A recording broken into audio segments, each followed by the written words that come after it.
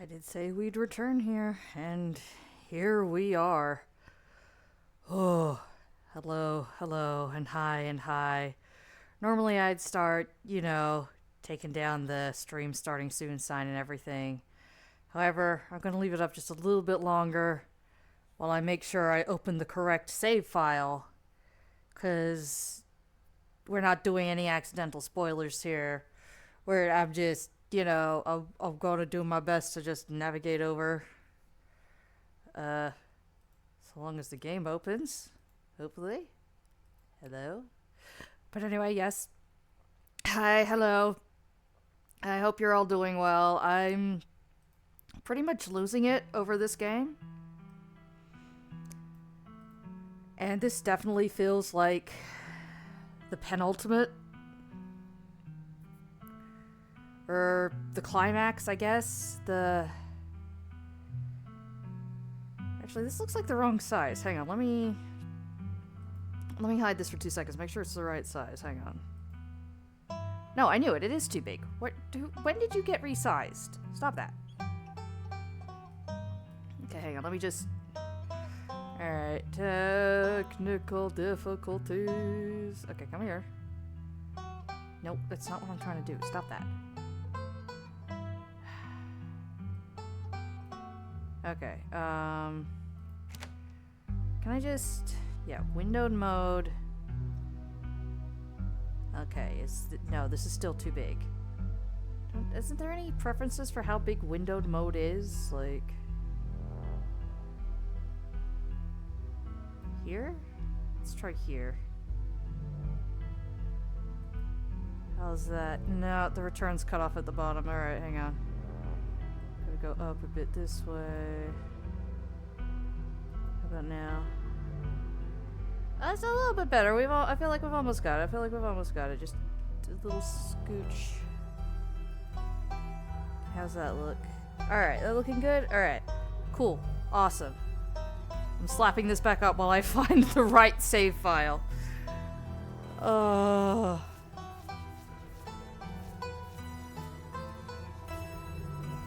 losing my mind over this game.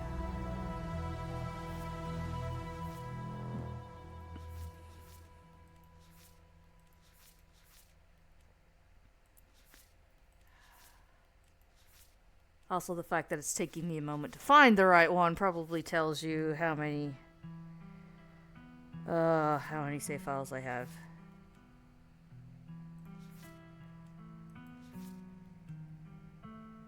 This is a slight problem. Actually, hang on. Alright, hang on.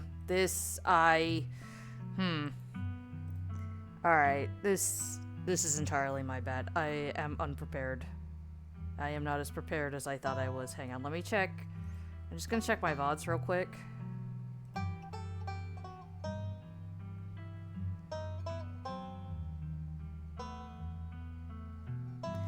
If I knew it was gonna take me this much of a hot minute, I would have actually set it up ahead of time. This is entirely on me. Alright, when did I last play? February 16th. So... Okay, so it has to be this one. Alright. Oh, thank goodness for that. Okay. Okay, this should, hopefully, be it. Alright, here we go. Alright, y'all ready? Yes! Give us a full recap, please. The funeral of Perlane Scarlet, your cousin's mother and your aunt, seemed like something you shouldn't ignore, even considering your own late mother's rocky relationship with this side of the family. Welcome to our family's humble estate. Unfortunately, due to the current state of the house, only a few rooms will be safely accessible during your stay. I wouldn't go wandering anywhere else if you value your limbs. The floors have been known to give out. Afraid! Hi, Dustin! So what do you say? Want to tag along? Hold the camera for me while I narrate against a darkening sky, that sort of thing? You'll eat those words when I come carrying a mountain lion corpse out of the woods at dawn. A single deer remains behind, staring down at the beam of Stella's flashlight while Gretchen whines and pulls at her harness. Can you hear the sweet whispers of new growth? Duke grapples with the thing as it grabs at his shotgun, pushing the barrel out of the way as it grasps for Birdie with oddly jointed limbs, while Stara stares in shocked silence as if paused, watching as the other creature attempts to wrestle Gretchen into the darkness, her desperate cries going unheeded. You dive for Gretchen, attempting to snatch her away from the thing's mishappened hands. Oh, Blaze, my hero! You manage to grab her, but the creature isn't deterred. It rears back on its hind legs, its mouth opening, whispered tongue sliding out alongside something sharp and unnatural. But then there's a deafening blast of Duke's shotgun, and suddenly it's gone. Oh my god, what do we do?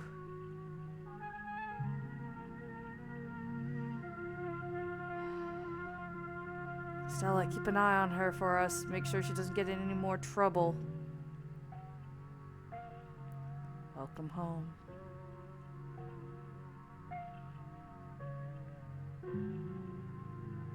My grandmother used to talk about pale creatures called ditchlings. She always said they were a terrible omen, a sign of suffering to come. I'm going to bed. I'll see you tomorrow. Oh good, he's still here. But listen, you'd better stay out of any trouble today. I want you home by sunset. I don't want to hear complaints, just do what I ask and we won't have any more problems. Tabitha takes a few steps towards the door. Sunset. Wow, that's some heavy stuff. No wonder Stella seemed distant. I've got to keep my ears open for you. The diner is where everyone comes to gossip, so I hear a lot about what goes on around here. I'll let you know if anyone mentions those monsters or anything else strange or unnatural. Have either of you seen Rosalina around town? I don't want to be a helicopter dad, but she hasn't been answering my texts, and I want to make sure she isn't getting into trouble out there. Hi, Dr. Kelly. We were wondering if it would be okay if Reese could come hang out? Nothing strenuous, we promise. Whatever you two have planned is probably beyond what he can manage right now anyways. I'm the only person in this town who truly cares about your safety. Don't forget that. Even if it's already late to stop what's going to happen. As you leave Tabitha's office, you take a moment to get your bearings, only to be interrupted by a sudden movement out of the corner of your eye. A girl carrying a bundle of snack pops through a hole in the fence and disappears over the crest of a hill. She didn't. I guess the old Maxwell place doesn't cut it as a secret hangout spot these days. But the Shaw Mines? That place was shut down like 100 years ago. After a collapse that killed over 100 people. You pull out your phone and dial your cousin. What is it? You know I'm in a meeting. A kid just stuck into the Shaw Mine. I figure you should know. What? Are you serious? Why does this keep happening to me? Whatever, I'll head down there as soon as I can. Just stay where you are and wait for me, alright? A man named Charles Shaw decided it was okay to use faulty wood for support struts, and the entire mine came down. A lucky few died instantaneously, but most of the souls who perished here, it was slow and agonizing. Your father was a foreman at the continuous mining facility. We'll see if he even has a job tomorrow morning.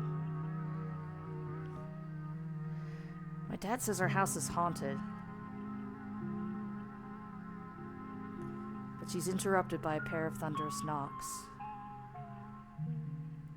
Wait a second, where'd 3 of you run off to? Are you kidding me?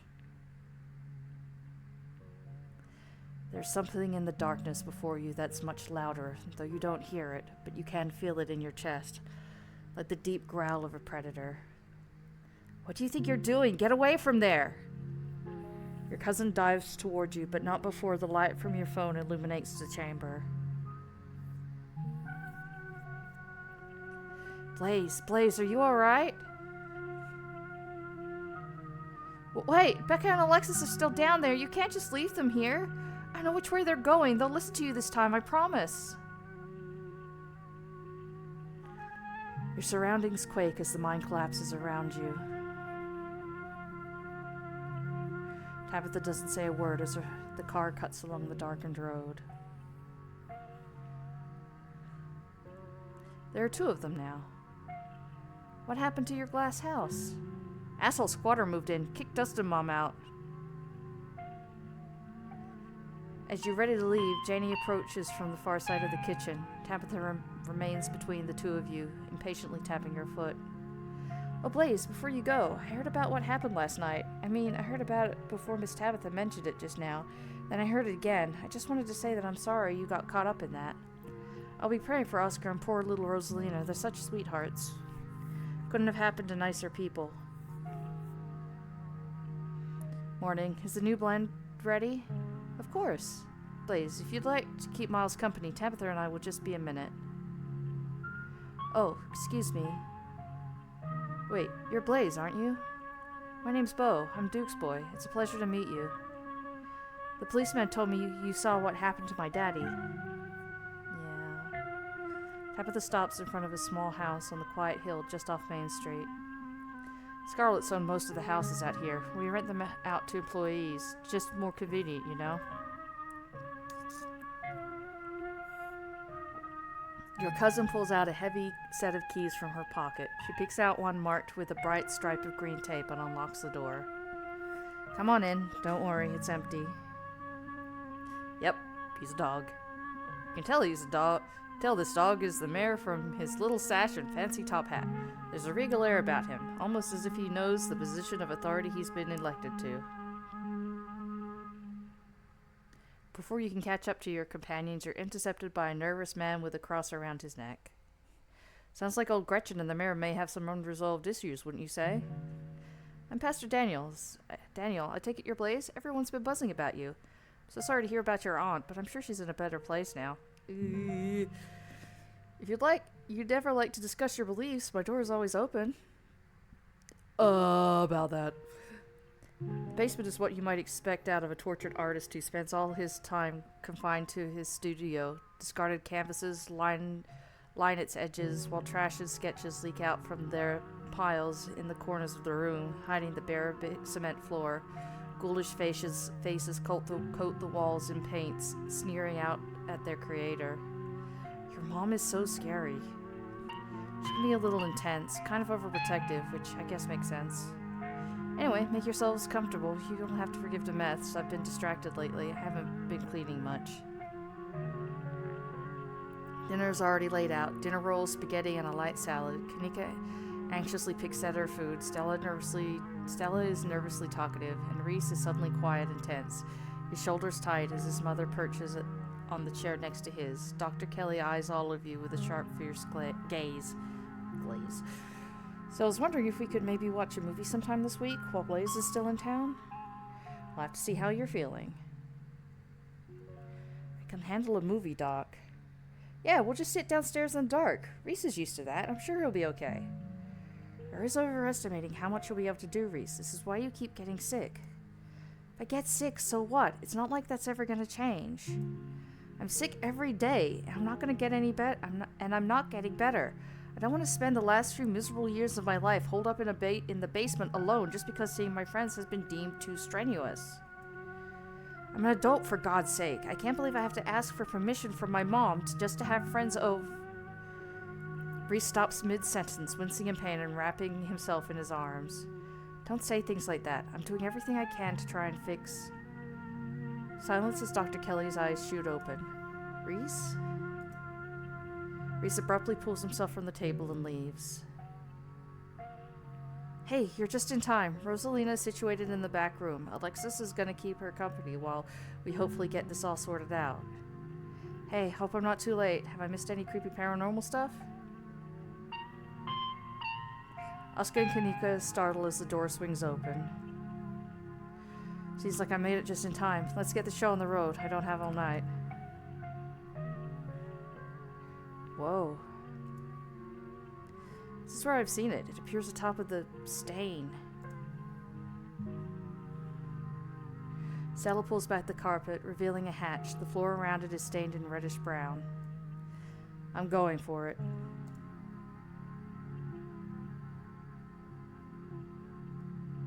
Wait, do you hear music? Movement stirs as a figure cloaked in shadows rises to attention. Stella? There you are.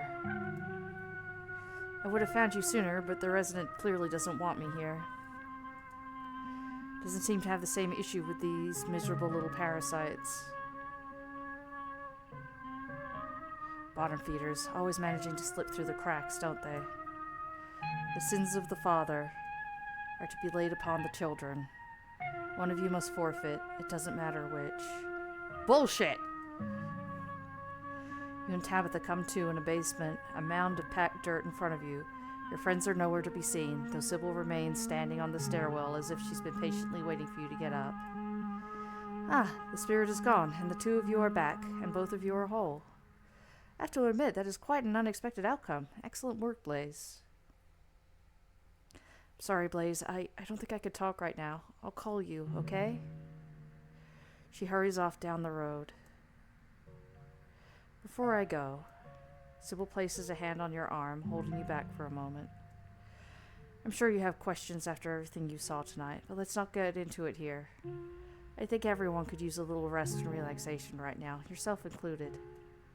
If you swing by the tea room sometime tomorrow, say early afternoon, you and I could have a little chat. I'll see you then, Blaze.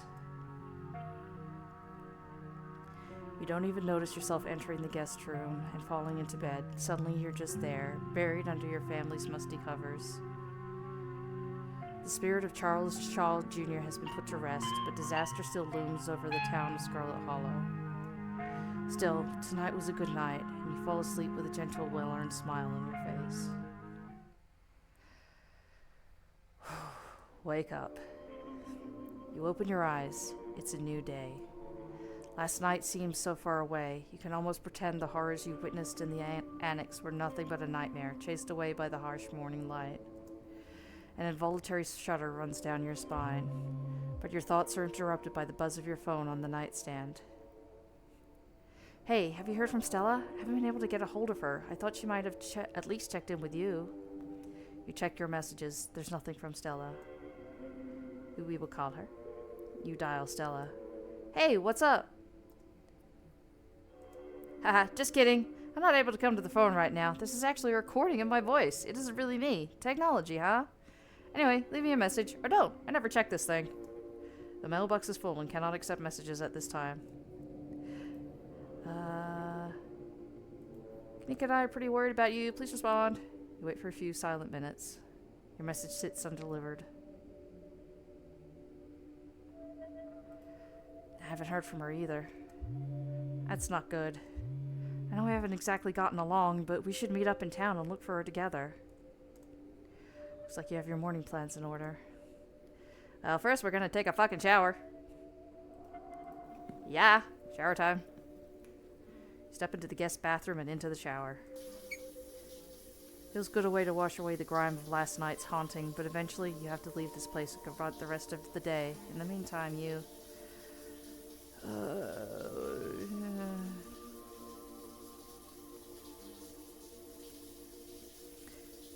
You think about the door in the clinic. You're still drawn to it, even now. You'll be going back there today, you're sure of it. You're done here. You're done here. You turn off the faucet and dry yourself. Do I at least have clean towels? I'd like to hope I do. You make your way to the closet. There's no denying it. The doll moved at some point since your most recent visit. But your long-dead relative's creepy doll isn't the only thing that's different. Someone was in here. Which is fucking creepy. Something to mull over for the rest of the day. Dustin! You open the drawers. They both have bread now. Human is back! Maybe changed his mind about eating us. Could be the end of Dustin and Dustin, Mom. I would never eat you. I love you. Dustin Mom know better than to trust. When push comes to shove, survival more important than friendship. Dustin Mom spend too much time outside. It's different inside. There are enough bread for everyone here. No need to eat friends. Dustin still have childhood innocence. Hope Dustin get to keep that innocence forever. I guess your glass house still has a squatter? Tried to reclaim glass house last night, but squatter are too big and strong. Dustin mom stand no chance. Might have to live in Dustin house forever. Human big and strong too. Possibly more big and strong than asshole squatter. You fight? Give Dustin mom glass house back? Can you tell me about this squatter? I want to know what I'm up against. Squatter have big sharp thing on head. Nasty attitude. Fast like bug, but big like monster. Dustin shivers his mom's description. Mom brave. Human be careful, but Dustin mom would be eternally grateful to human. Dustin too! I should get going. Okay! That's it! Alright, downstairs time. It's time to face my cousin. You find in the kitchen her holders hunched in a tight ball of anxiety.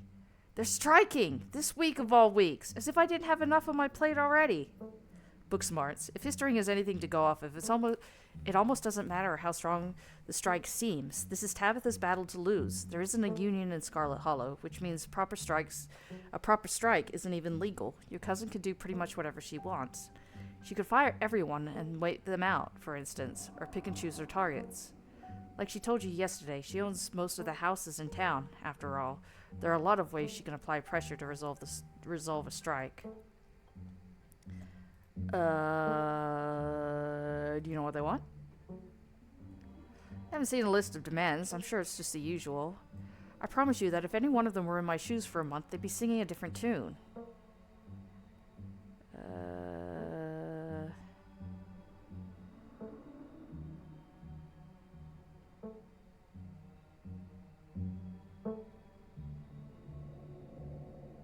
You're in a really difficult spot right now. Yeah, I am. Hopefully it'll all be over soon. I can come back to these in a minute.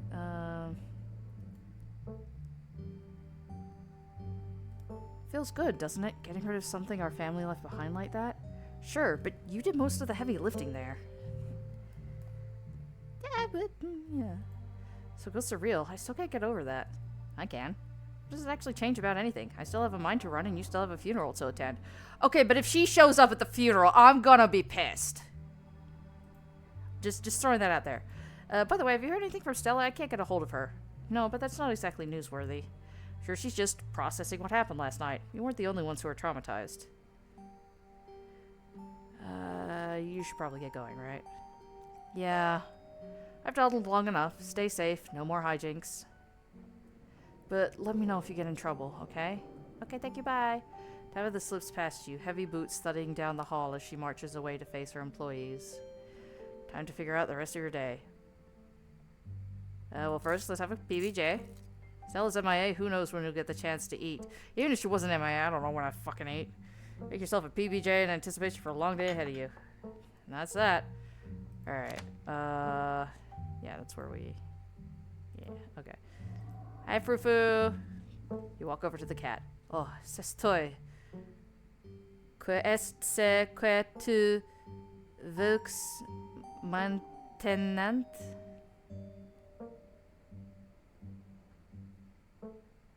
I know I butchered that horribly. Will you ever let me pet you? It has been known to happen. Perhaps one day, and you have earned the right. But don't count on it. Disgusting human. Alright, I will nod respectfully to Frou-Frou. She scoffs, her tail twitching with annoyance. But you can sense she's less annoyed than she usually is. Maybe she's getting used to you.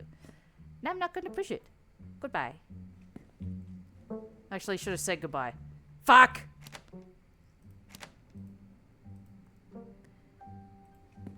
I'm not gonna... Let's see. Will you ever let me pet you? Not respectfully. Goodbye. Good talk. She scoffs at you and turns away. It matters. Alright. Whatever kicked out Dustin's mom is in the garden right now. You better look into it before you head into town. The air is chilly today. The overcast sky hanging oppressively over the weed-choked flower beds. It's too cold. Head back inside. Now we're investigating. Come on. Suck it up. You start carefully picking your way through the underbrush. Doesn't take much effort to find the path. Cuttings of prickly raspberry bushes and tangled vines litter the ground around the greenhouse.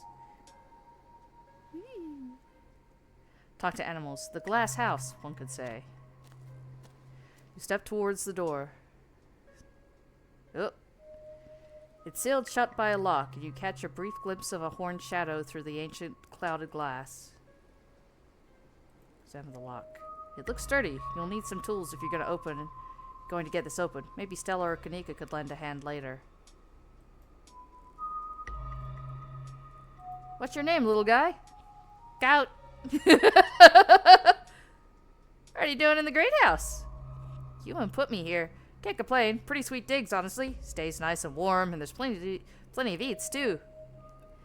Did that human have a brown coat and big boots? Coat like what? Fur? Nah, not brown fur. Yellow fur, just on top, like all you humans. Don't know what boots are. Can't help you there. That's pretty fair. Where'd you come from? Farm. Used to live with other guys like me. Kinda miss them, but not that much. Don't gotta share anymore. Hey, whoever you are, that's a possum. There's a possum that would like you to leave. She was here first. This is her house. Don't want to leave. I live here now. She can deal. I guess there's literally nothing I could do then, so, fuckity bye. See ya. Or not. It's a wild world out there. The coat's not fucking wrong.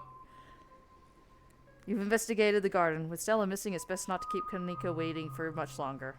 Onwards! Head to town. It is time to head to town. Let's go. You head to the front door and begin your trek to the town below. The sun shines down through a thin layer of clouds, illuminating the path in a watery gray light. You can't help but feel countless eyes watching you from the tree line, a feeling that reminds you of your time in the woods with Stella. Ditchlings shouldn't be out in the middle of the day, though. They're getting bolder.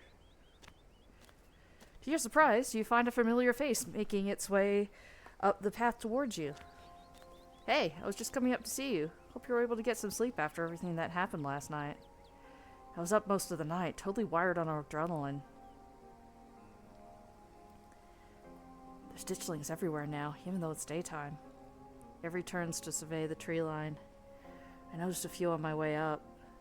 They're kind of funny now that I'm getting a good look at them, what with their scrunched up little Shar-Pei faces. So, should I be worried about these things? I know they're a bad omen or something, but like, are they dangerous? They're not gonna eat me if I take a wrong turn, right? Not eaten, just used as an incubator. That's probably worse, though I don't know. They've only been using wild animals so far, but I wouldn't be surprised if they switch to larger prey soon. An incubator? So they don't eat people? That's not so bad. I could handle No! I think I had this conversation before with you. No! Dude, we don't know if you'd survive the process. It could be like the bugs where they do that and the host dies. They don't make it out of the incubation stage intact. They didn't have modern medicine on their side. I'm sure I could... No. Fuck off, bot. I'm sure I could figure it out with the help of a doctor or two to make it out relatively unscathed. Why? Why? Why are you like this? Maybe I'd even be able to let the eggs... It's sad to kill the babies, but then at the end of the day, if it's me or them, I gotta go with self-preservation. Thank you for that, at least, Avery.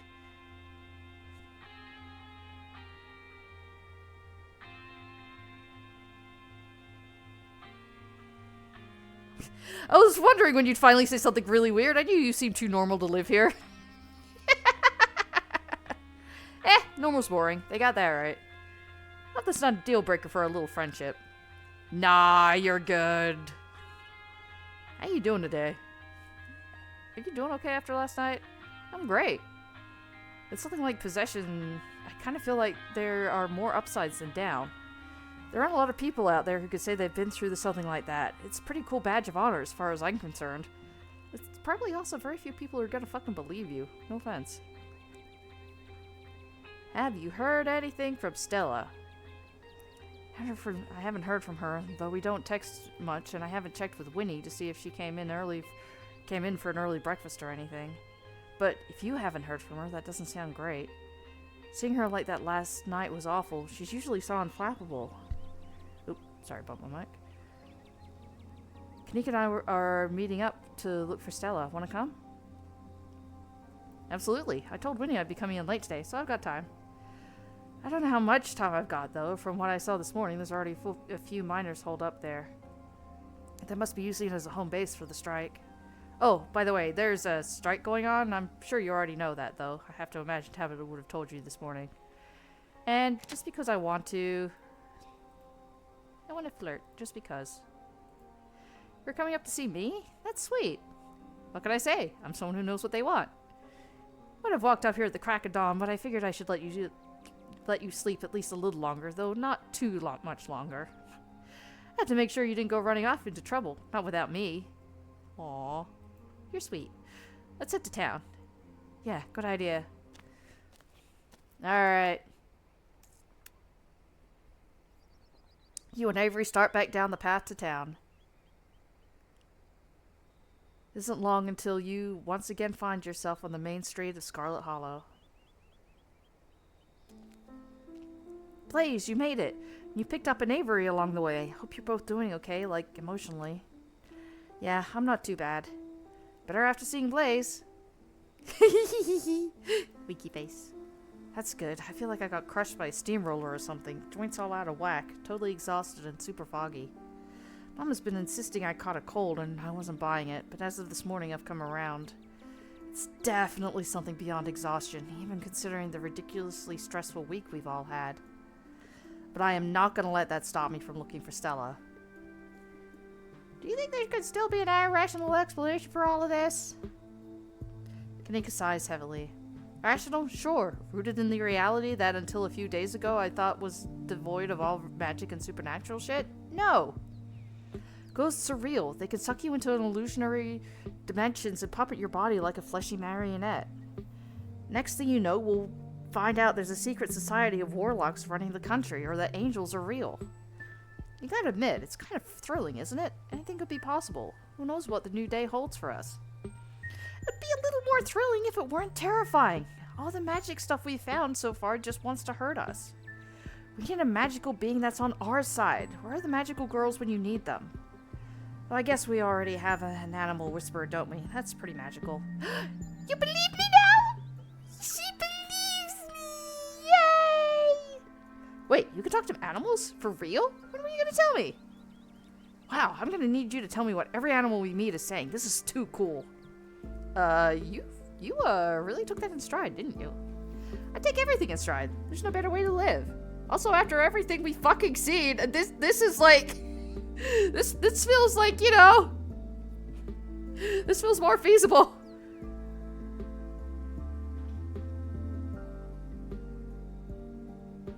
Maybe one of us will discover our magical potential soon. That'd be neat. I hope so. This town is getting way too much for normal humans to handle. My money's on Blaze. It's only when she showed up that all this stuff really kicked off. It seems like magical material. Or maybe your mom. She's kind of witchy. Nah, she's more new agey crystals and herbs kind of lady. Not straight up magic. Magic, if magic is real. I don't see why it would be stored in a bunch of rocks, no matter how colorful.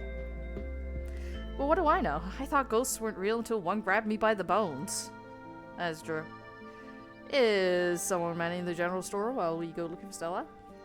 Mom and Miles could deal for it another day while we go looking for Stella. This is important. Not that the store isn't, but if something happened to her and I was spending my time minding the register, I don't think I could live with that. That's fair. I was kind of surprised you reached out to me after all the issues between you and Tabitha. I care more about finding Stella than I do about the ongoing feud between me and your cousin. And I'm not going to go out there alone, because the last thing I want is to go missing while looking for someone who went missing. We do everything in groups from now on. People shouldn't be judged by their family anyways. Whatever people may think of your cousin, it has nothing to do with you. Yeah. I'm supposed to see your mom at some point today. Maybe she'll finally shed some light on things. I'm not sure what she's planning to tell you today that she couldn't have told us all last night. all of us last night. But then again, she did also cut the conversation short and just, scooted us along. Maybe she's gonna read your fortune. After last night, I wouldn't doubt that she actually could. Your mom always had a bit of that Glinda vibe going for her.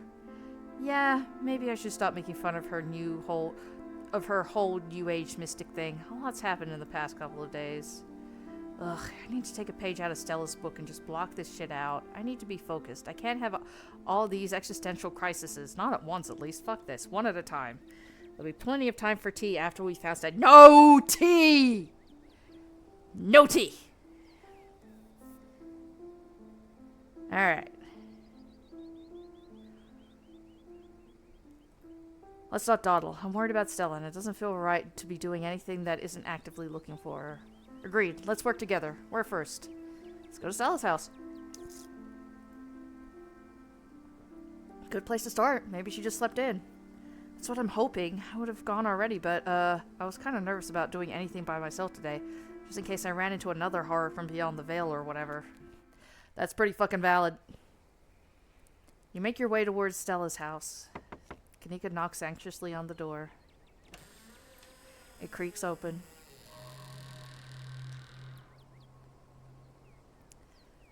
I'm not from around here. Is it normal for people to leave their doors open like this? I've left my patio door open on occasion, usually when I'm home, but I've had squirrels take that as an invitation one too many times and bust in to take a few bites out of my plants, so I keep my doors closed. It's bad enough that they go after everything in the community garden, but to come into my house and help themselves to my precious leafy babies? The squirrels of Scarlet Hollow are my one true enemy. Or my only true enemies. And Stella would definitely know better than to leave her door wide open like this, especially considering the ditchling situation. Might as well invite ourselves in, right? Let's go in. You take a step forward and cross the threshold into Stella's house. Whatever happened to Stella, it doesn't look like it happened here. Doesn't look like there was a struggle or anything, unless it happened in another room, or maybe someone or something caught her off guard. You didn't have to add that last part. I'm gonna forget you said that and just be thankful that this doesn't look like a crime scene. To the kitchen! Stella's kitchen is slightly messy. A couple of cabinets are hanging open and a loaf of bread sits on the counter by a used butter knife. Looks normal to me. I don't know, it's a little messy. This is a little messy. I don't want to know what you'd call my room. I wasn't judging. There's nothing wrong with a little mess. Or a lot of mess. We're getting off track. Stella's house has always felt a little sterile to me. This feels a little too lived in, if that makes sense. Though maybe that's just because I've only ever been over when she was already expecting me. Maybe this is just a rare peek behind the curtains at the real Stella. The real Stella should call her friends to let them know she's okay. That would be nice. To Stella's room. Make your way down the hall to what you assume to be Stella's room. Aww. Giant fucking amethyst.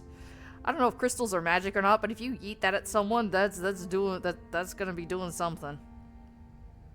Aww. She's not here.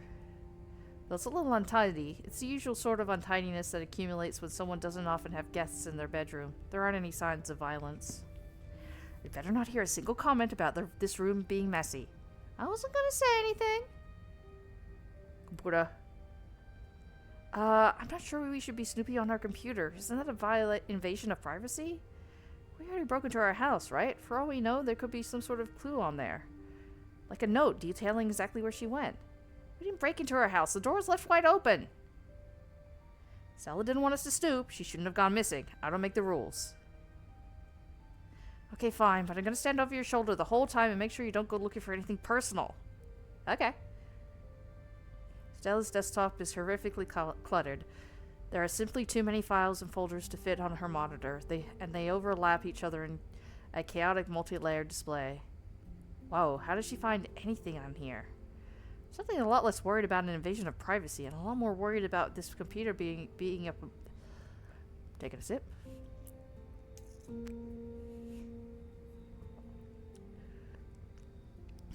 A lot more worried about this being a complete waste of time. The fucking pop. Go away.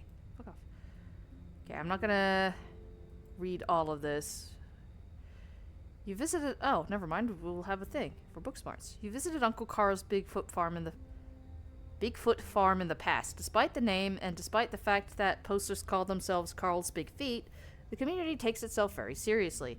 It's one of the more consistently active cryptid boards on the web. The post in question is titled Something Big Happens in Scarlet Hollow. Okay. Check our search history. Okay, now we sift through the chaos. You've spent plenty of time with computers, and are more than capable of sifting through the chaos of a messy desktop. One folder catches your eye: boring tax stuff. Years of helping friends with their computers have made you all too familiar with this folder. Boring tax stuff never contains boring tax stuff. For that matter, it never contains anything related to taxes, and the contents are never boring. Open it. You open the folder. You're surprised to find it contains a carefully mapped out diagram of the Scarlet Hollow mines, including holes in the fences and areas with low visibility. Also, love that I opened the folder and just all these images just happened to pop up. So I wonder if this is Trog... No, that can't be Trogdor.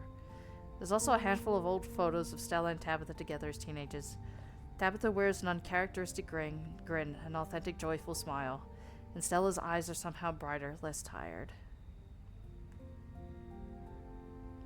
She's wearing her jacket.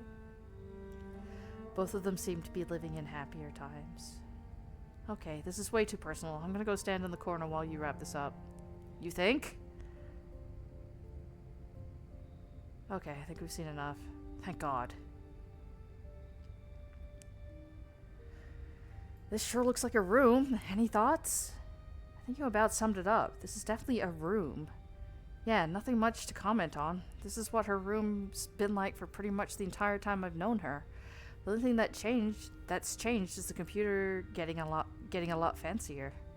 I could use a few more houseplants. I'll put together some trimmings after we found her.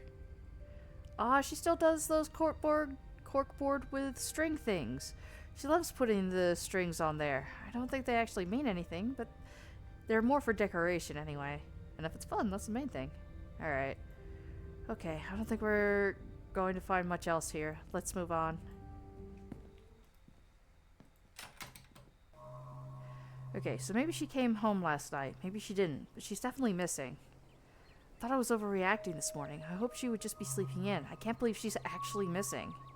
We'll find her. They're going to the cops. I know they probably won't actually do anything, but we should see if we can get them to start looking for her before we go anywhere else. I mean, this is a useless endeavor, but you know what? Let's go. Yeah, let's go. We'll make sure the police know she's missing. Or try to, anyway.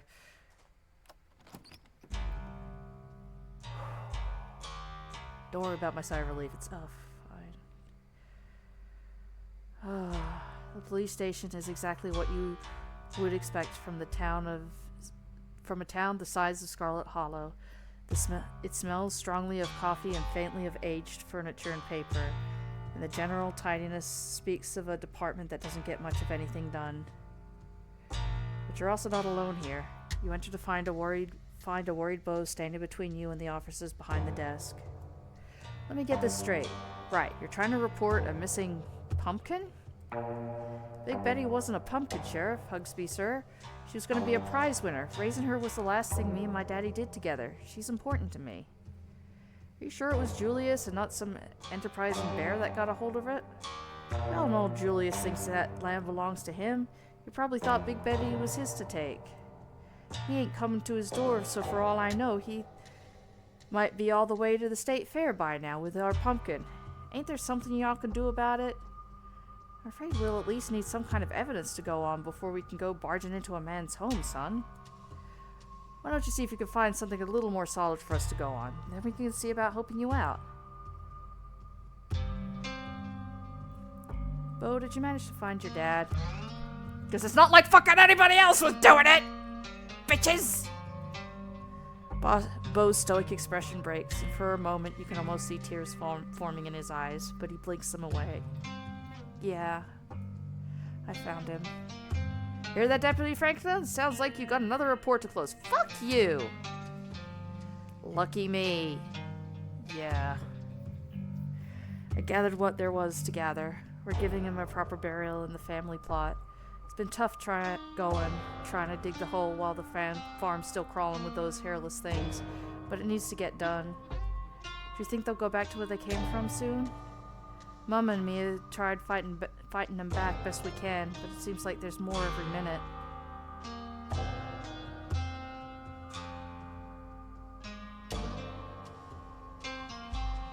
I kind of like if Halloween's just... No! I'm personally doing everything I can to send them packing.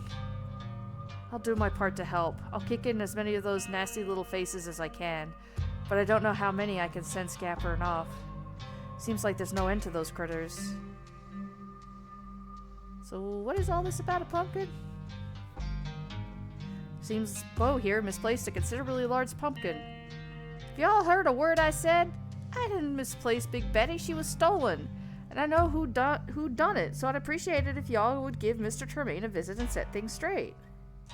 I'm telling you, we can't barge into your neighbor's house just because you want us to. I remember this. The Tremaines and the Callaways split some land between them and after a rift of the family, right? I read it. I am smart. They just couldn't get along with our side of the family. They made up a whole new property line and decided anything that grew on their side of it belonged to them. And they didn't let us Callaways touch none of it. Ain't this happened generations ago? All this happened generations ago, but they've kept it up all this time. Neither one of them wants to be the one to finally bury the hatchet. I would try if you weren't such an angry man. I can abide by living next to somebody you ain't friendly with, but just stealing just for the sake of it is low. Yeah, that's pretty fair. What makes you think Tremaine stole it? You're poking a wasp nest, Blaze. There's like 100 years of history there. I know, I read it. He's been claiming Big Betty was his since day one, on account of he thinks it was planted on his side of the property. The Callaways and Tremaines have been at this a long time. They can never agree on whose land is whose. This ain't the first time we've heard something like this, and we get our fair share of calls from Julius Tremaine too. You know, Julius is a friend of mine. He's a lot of things, and he's definitely a bit of a curmudgeon, but I've never pegged him as a thief. I didn't know Julius ever talked to anybody. Talk is a strong word, but I like to think we have some kind of understanding. Why is this pumpkin so valuable?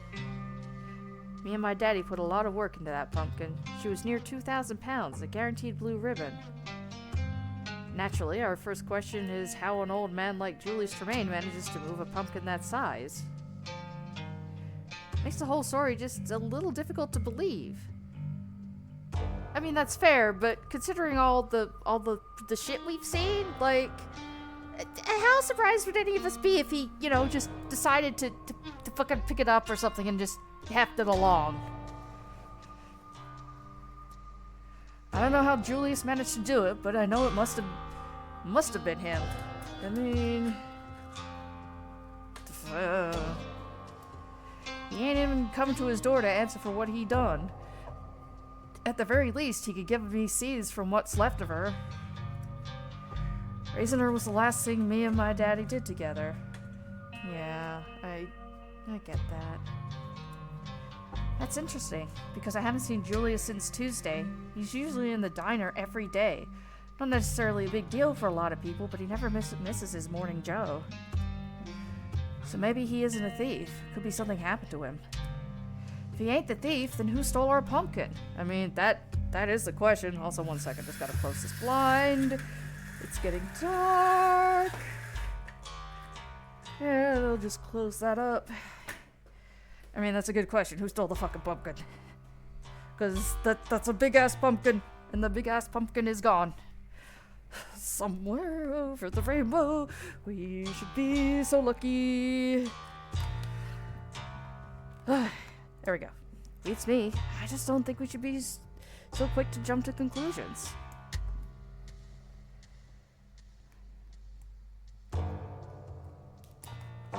Oop, there we go. I don't think Bo's asking you to throw Julius in jail or anything. Why can't you just look into this? Yeah, don't give me that look. Do your fucking job. Blaze is right. I ain't asking for much. Well, if I went down that road, I'm sure Julius would come down here tomorrow and have a whole list of his own complaints. All of them would sound just as justified as yours. Sometimes it's best to just let things work themselves out. But it sounds like Bo has a real case here. It's not just two neighbors having an emotional dispute. Property's been stolen. Couldn't you get involved on his behalf just this once after everything he's been through this week? Seriously, you guys didn't even find his dad for him, you fucks! You're saying that like this is the first time one of these feuding farms have come in about missing vegetables. We've heard it all. And what have we learned? And what we've learned is best to keep our nose out of it. Yeah, you keep your nose... Yeah, fuck you. I'm sure Bo here will be unsatisfied with whatever legal system feels is just punishment for stealing Big Betty. Doesn't matter what happens. If we do anything, Julius will be storming in here next day with a complaint of his own. Heck, he'll probably come down here regardless. Yep, and it'll be about a missing butternut squash or what have you that he's sure made it into soup on the Callaway side of the property line. You know, even if Julius didn't take Big Betty, it might be worth doing a welfare check. Yeah, you just keep not wanting to do your job, you fucks. He seems to be upset about this whole thing. Alright, let me speak in plainer terms. Everyone knows that Julius Tremaine's land is booby-trapped to hell. It's not worth it. It's never stopped me. Yeah? Do you have kids, Avery? Because I got 2 teenage girls at home. Hugsby's got grandkids. Franklin's got the mayor, I guess. Be nice to him. Not about to risk my head getting blown off over a pumpkin. That's right. There's some sleeping dogs you learn to just let lie. I've been Scarlet Hollow's sheriff for over 20 years now. You don't hold a position like that for long without learning a few lessons on temperance and moderation. So basically you've done jack shit in 20 years is what you're saying. If I may, sirs, ain't that a mite bit cowardly of you? I thought police officers were supposed to be brave. Not the ones that live very long, son. Okay, so you're not police officers then. You're just a bunch of fucking cowards. Look, I've been to Julius's 100 times. I can tag along and make sure no one gets hurt. It's a mighty kind offer, but let's give it another day. There's no need to escalate things when they might just resolve themselves.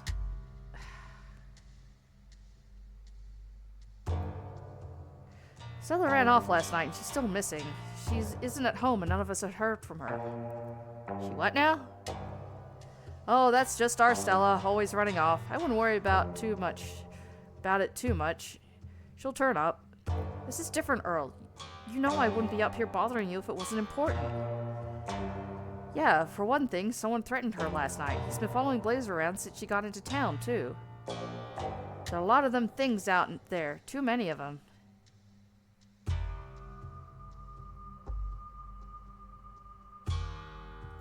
Bo's right. She shouldn't be off on her own when there's so many ditchlings creeping around in broad daylight. Ditchlings? Blaze taught me about them yesterday. They're them creepy little things that got my daddy. I called about them last night too, since they were been coming up out of the woods onto the farm. I even saw some on my way here, plain as day. Oh, we've been getting a lot of calls about those. Guess Scarlet Hollow has either been invaded by ghouls or we're suffering some kind of mass hallucination that you're also not doing fucking anything about. I may have seen one or two myself. All the same, I don't see what we're supposed to do about them. Where's Stella?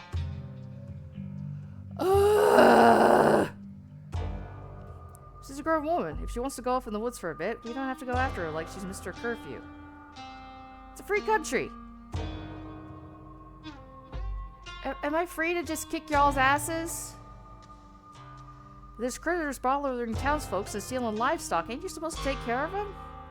Now, son, we ain't animal control. We're the police. No, you're fucking not. You're useless.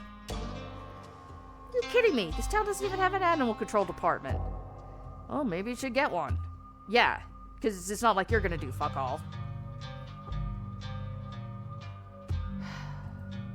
You remain silent. Well, that was a total waste of time. It wasn't a total waste of time. We gotta find out what's going with Julius. He's been missing from the diner for a few days. It's weird. He usually comes in every single day. Maybe he's preoccupied with the ditchlings. I just hope he's okay. Where to next? Let's check on Oscar. He's smart. Maybe he'll know what to do. Nothing else happened after we all went home last night. You're so brave for sleeping in that house after everything we went through. I'd rather sleep in the woods with ditchlings than some place that was that haunted. Your mom said it's safe. I'm inclined to believe her. Why would she lie? But how would she know that? Magic, probably. There's only one way to find out. Let's go. Whee! Morning light streams in through the library's large windows. In the bright daylight, it's once again a place of comfort, all menace having fled in the wake of Charles Shaw Jr.'s departure. No ghost. Thank God I was not set up for an encore. Yeah, it's gone, just like your mom said it would be. You can't help but overhear at the murmurings of an intense conversation coming from the mayor's office. Hello? Or rather, the murmurings of an intense animal conversation. I see.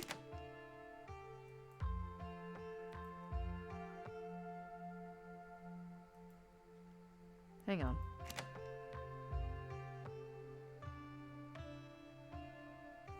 Does that look like... Yeah, that's... I might be looking into it. Investigate the conversation. Start making your way up the stairs to the mayor's office. Hey, where are you going?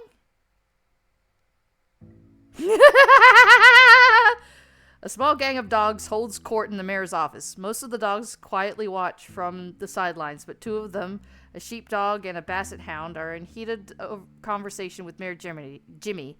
Their tags read Scraps and Daisy.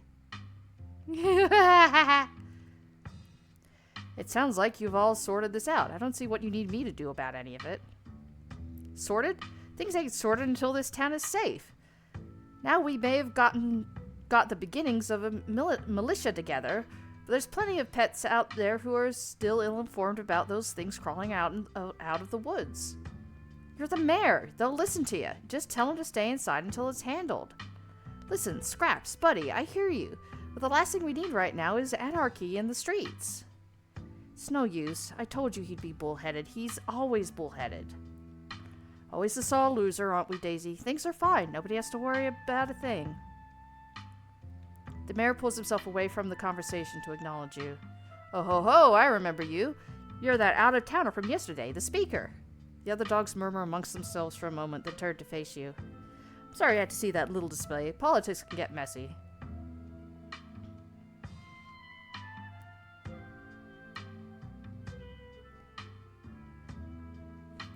Hang on.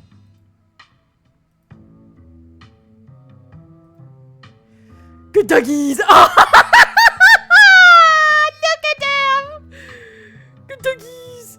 Thank you. I appreciate the compliment. Ah, yes. I am a rather good one. Not you. You called me a good dog? Daisy a good dog? Oh, look, she's wearing a daisy. Daisy tail wags excitedly before she regains her composure. Sorry. I just love to hear that.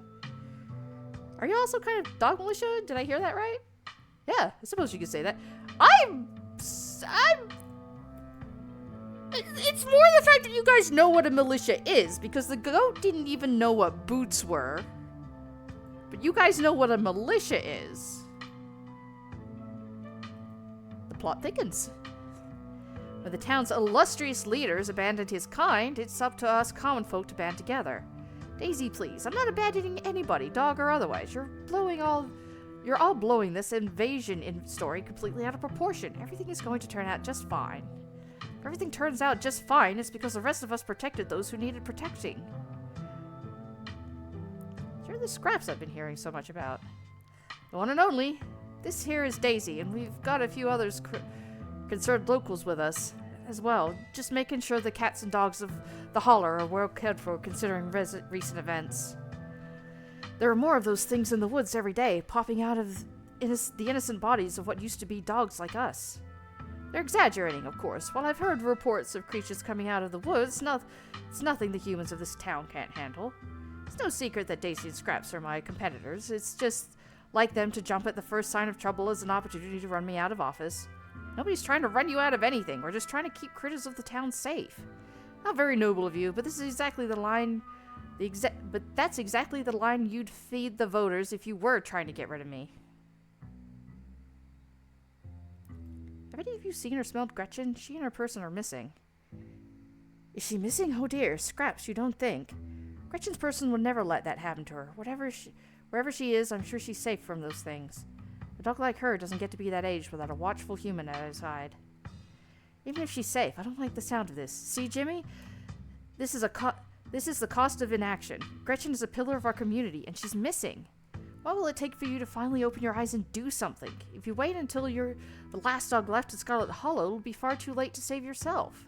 Yes, I get it. You're all very upset, but what do you expect me to do about it? Shut down the town? What about the economy? Do you even know about what the economy is, Jimmy? Or are you just throwing around fancy words you've heard the humans say? Do you even know what a militia is? Do you, Scraps? I mean, Jimmy! Damn it!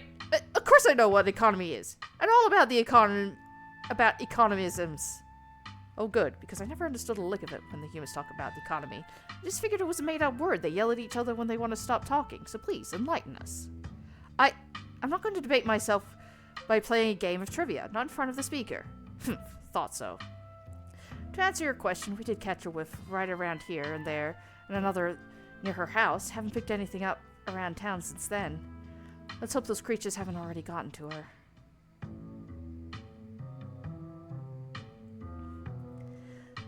Just let me know if you smell her around town, okay?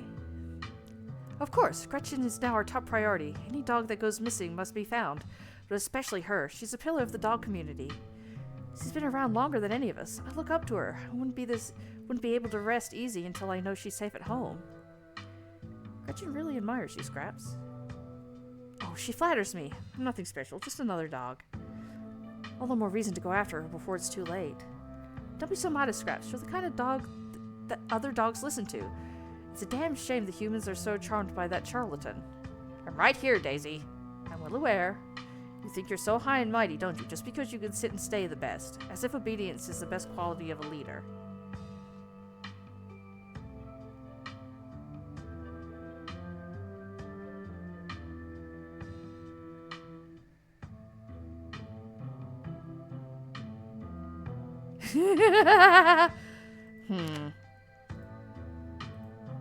Alright, let's see.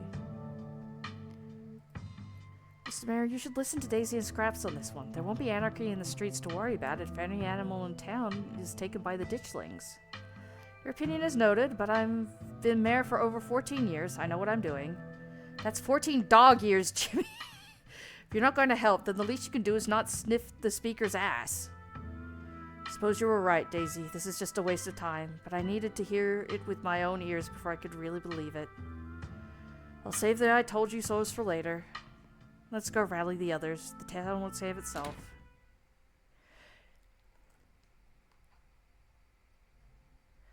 You and the other dogs exit the mayor's office and close the door behind you. They quickly turn a corner and vanish from your line of sight. Hi, Flying Bone Toast. How you doing? Welcome on into so much that's happening right now.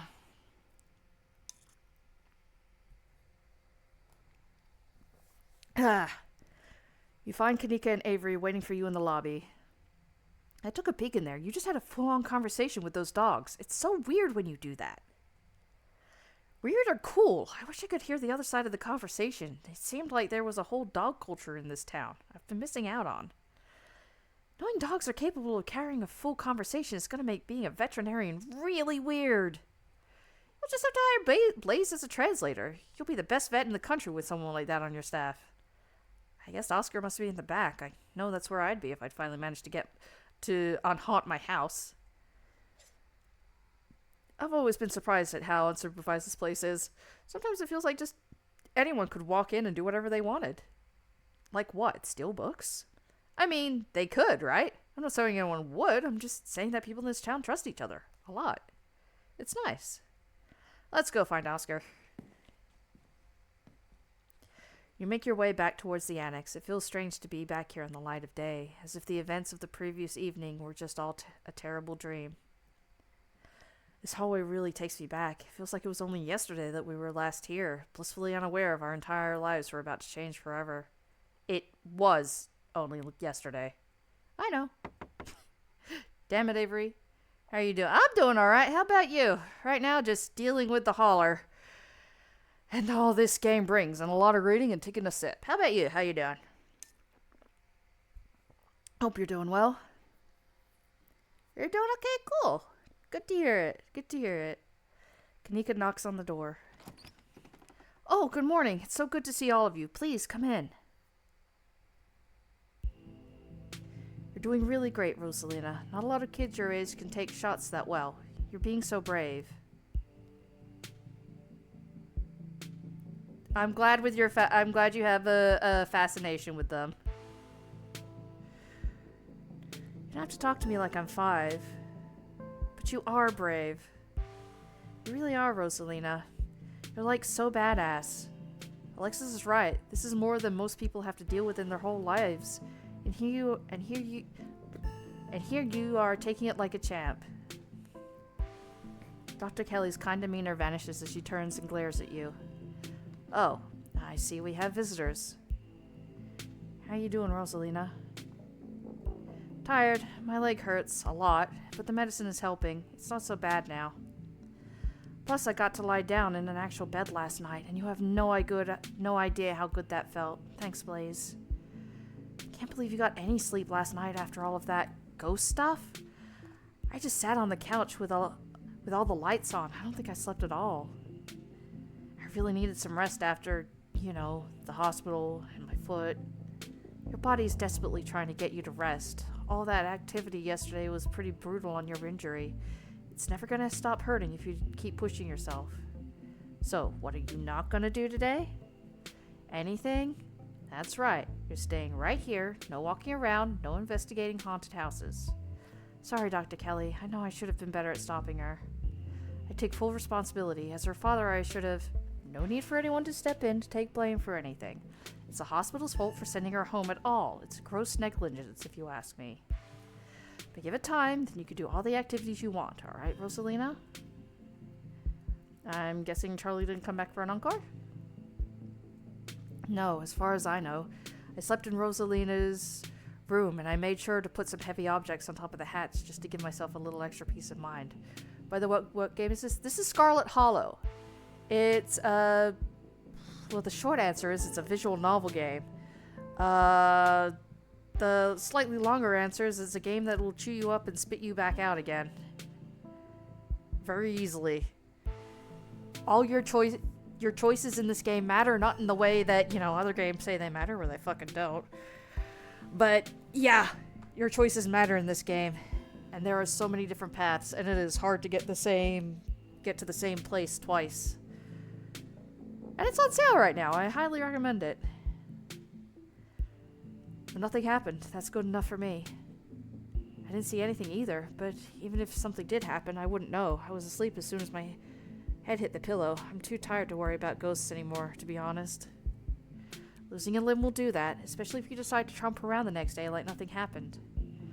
I would have been fine if it weren't for Charlie. Good thing he's gone then, and let's hope he stays gone. You're just rolling with this, aren't you? Wait, Oscar, did you tell Dr. Kelly about... Yeah, I told her everything. He did. I'm sorry that happened. Dr. Kelly's still gaze is impenetrable. It's impossible to tell if she genuinely believes Oscar's story or if she's decided she's better off humoring him.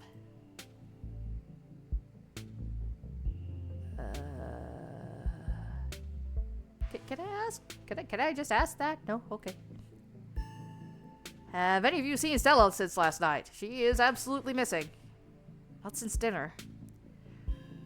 She hasn't gotten in touch with any of you? Nope, we have no idea where the fuck she's gone. That's not good. I haven't seen her since she ran off last night. I feel terrible. I should have done a better job warning her. Stella was practically banging down your door trying to get evidence of ghosts. I don't think you were gonna be able to stop her. There was no way you could have known after how she would react when she found it. I don't even think she knew how she'd react. And besides, you didn't know how bad it was gonna get. You can't blame yourself for everything, man. I know you probably feel like it's your responsibility to make sure everyone around you is okay, but sometimes that's just not gonna be possible. You're only one guy. Everybody tells it like it is. That's what Rosalina's always saying, and they're both right. I suppose I do apologize more than I should. You really do. A little kid in the background. I told you!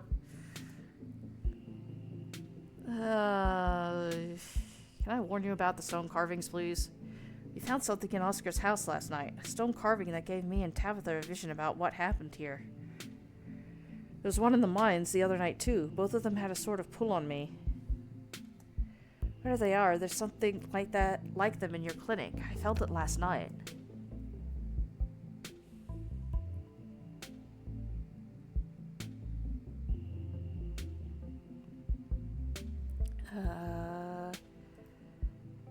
Have you ever noticed anything weird at the clinic?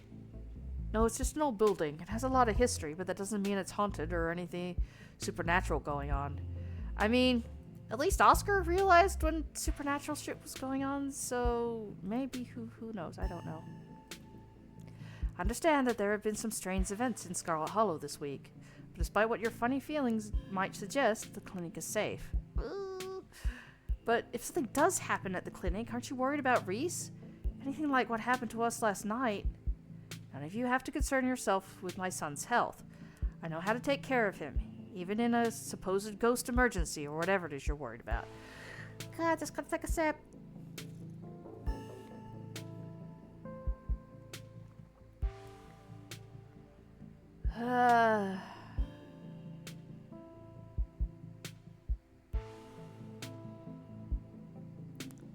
I'll save and then ask. Why does everyone seem so chill? Should you be traumatized? Just because I'm not a gibbering heap doesn't mean I haven't been mentally scarred beyond comprehension. I know I should be freaking out, but what can I say? Last night was fun, so I'm just gonna go with the flow, seeing where this adventure takes me. Fun? Speak for yourself. I feel like the only reason I'm not in a total mental shutdown right now is that the crisis hasn't really stopped.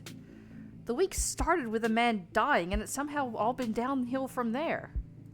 So yeah, I'm putting off the inevitable breakdown until I know things are done escalating.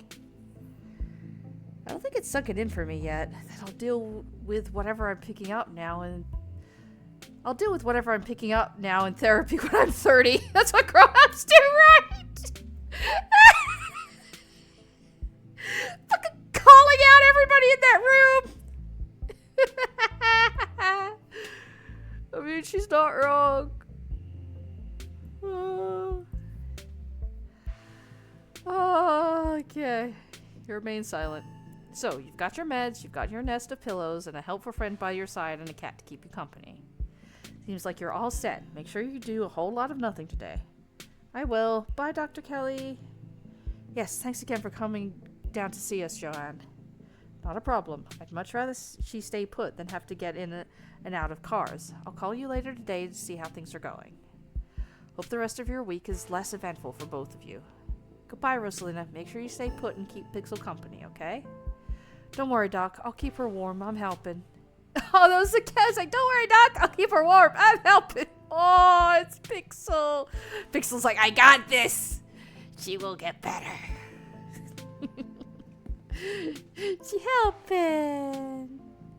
Dr. Kelly's features harden once again as she steps towards the door. And then she pushes past you and leave Oscar's home. Goodbye. Aw, take off our head pats. We'll let you kids have some space. Alexis, why don't you figure out a restful activity for you and Rosalina? Will do, Mr. Gutierrez. I brought some video games and puzzles from my house, and some movies, too. Whatever you want to do, Rosalina. Oscar ushers you down back to the library. What's up? Is everything okay? Yes, everything's fine, or at least much better than yesterday. I can't thank you all enough.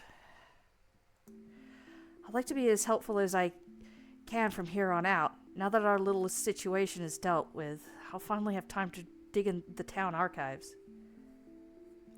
Oh, by the way, just asking, I didn't ask you, did I ever ask you this, but I don't remember. Can I friend you? I don't use Discord, so that's... Yeah, that would be hard. Since I don't have Discord. I'm afraid. No Discord.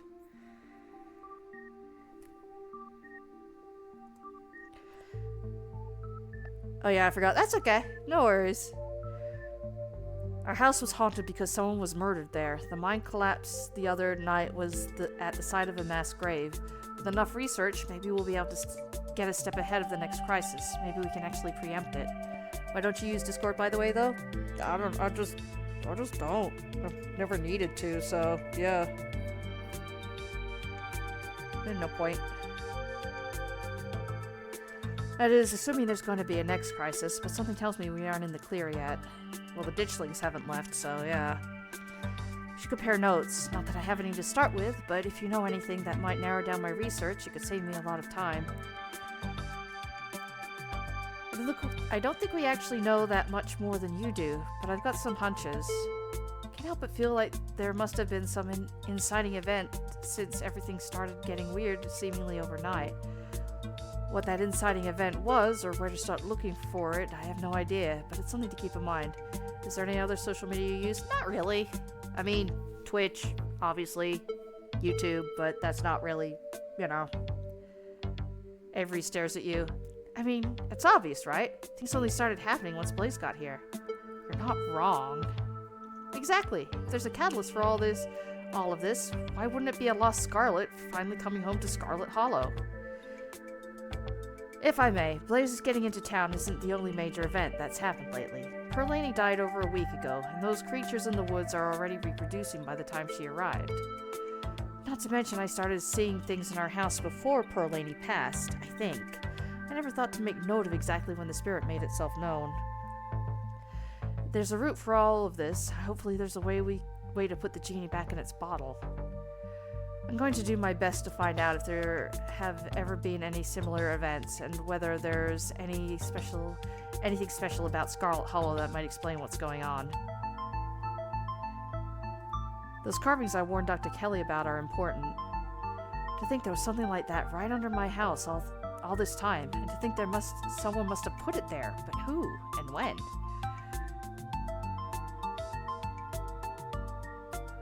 There was one in the mines, and if you're right, there's one in the clinic. Maybe that's what I should be focusing on right now.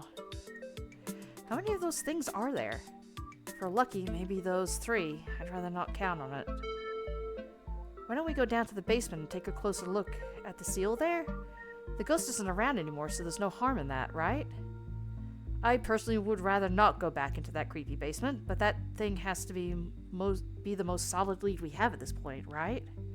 Not a chance. I know the ghost is probably gone for good, but that thing is evil, and if there's even the slightest chance that going back down there triggers something, it's not worth disturbing. At least not until we know more. But what if this is our only chance to... My daughter's safety comes first right now. Or if we finally have our house back, and I'm not taking any risks until we know what we're dealing with.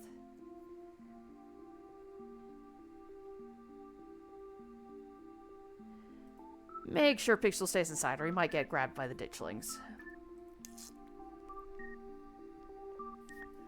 The ditchlings are those things from the woods, right? With those faces? Yeah, the Anguished Doughboys. I kinda like them. It's like a hidden object game outside there today. With all those weird faces peering out of the bushes. Like them? Are we talking about the same creatures that have been laying eggs in local wildlife? I don't even get friendly with them or anything, I just think they're kinda interesting. To each their own. Will do. I can't imagine how devastated Rosalina would be if something were to happen to him, especially after everything she's been through.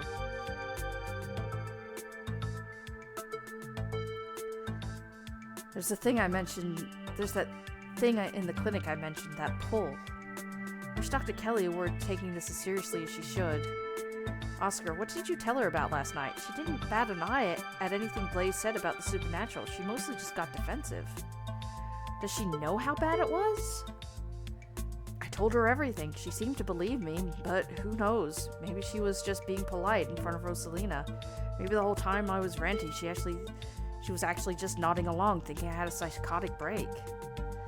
I don't know. She didn't seem to care about putting on a show for Rosalina once we showed up. I'll make sure to shoot Reese a warning text. He at least deserves to know something might happen.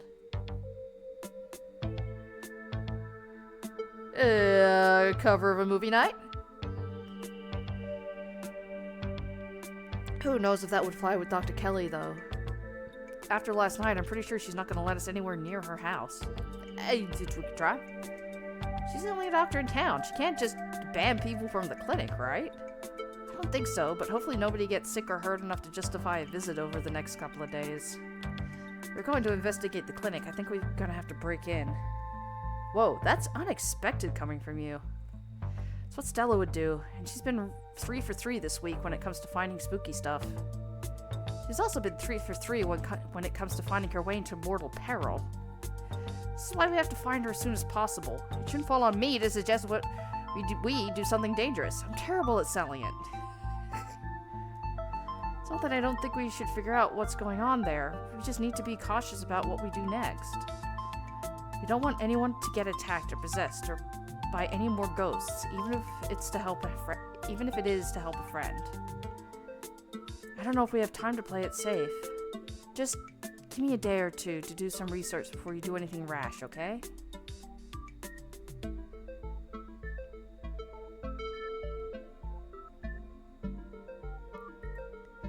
I think Sybil knows more than she's letting on. She wants me to come talk to her today. My mom? But she's always been such a crystal and herbs kind of lady. Not like someone who actually knows about supernatural stuff. Still, she did seem really calm and confident last night. Weirdly so. I hate this. She did seem strange last night. She kept shutting down the conversation, like she was rushing us all along, trying not to let us linger on the supernatural long enough to reach any conclusions. Still, I'm inclined to agree with Kanika here. She does know something. Why would she be hiding it? I mean, there could be pretty damn good reasons for her to be hiding it, and we just don't know about it. Maybe we find out, and then we're like, oh shit, no wonder she hid it. Where's your hand? Could you guys see my cursor? It's a little hand. Hang on, I need to make it so you guys can see my cursor. This is important. Where's... Sorry, this is important. Where's... Not that one.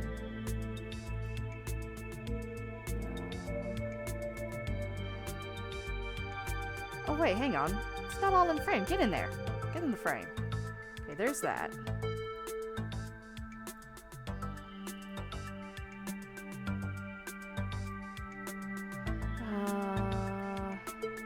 Hang on. Sorry, I didn't realize you guys could...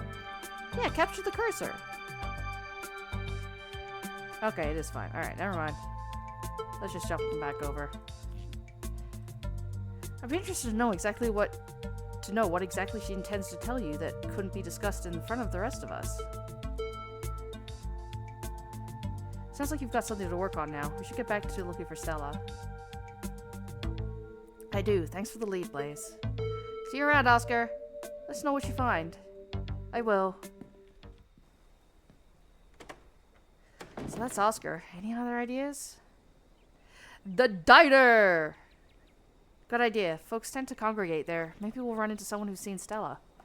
He's hoping Winnie doesn't try to rope me into clocking in early. Feels like you've walked into a private meeting. The back booth is full of miners, and they're having what seems to be an intense discussion. Their expressions gravely serious. What's going on? There's a strike up at the mines. They made the diner their base of operations. You asked for the morning off. I didn't think you'd be showing up with friends. Sorry, Aunt Winnie. Stella's gone missing, and I've been helping these two track her down. You haven't seen her, have you? Don't apologize now. I can't say I have. Should I be worried about her? I hope not. We're not interrupting anything here, are we?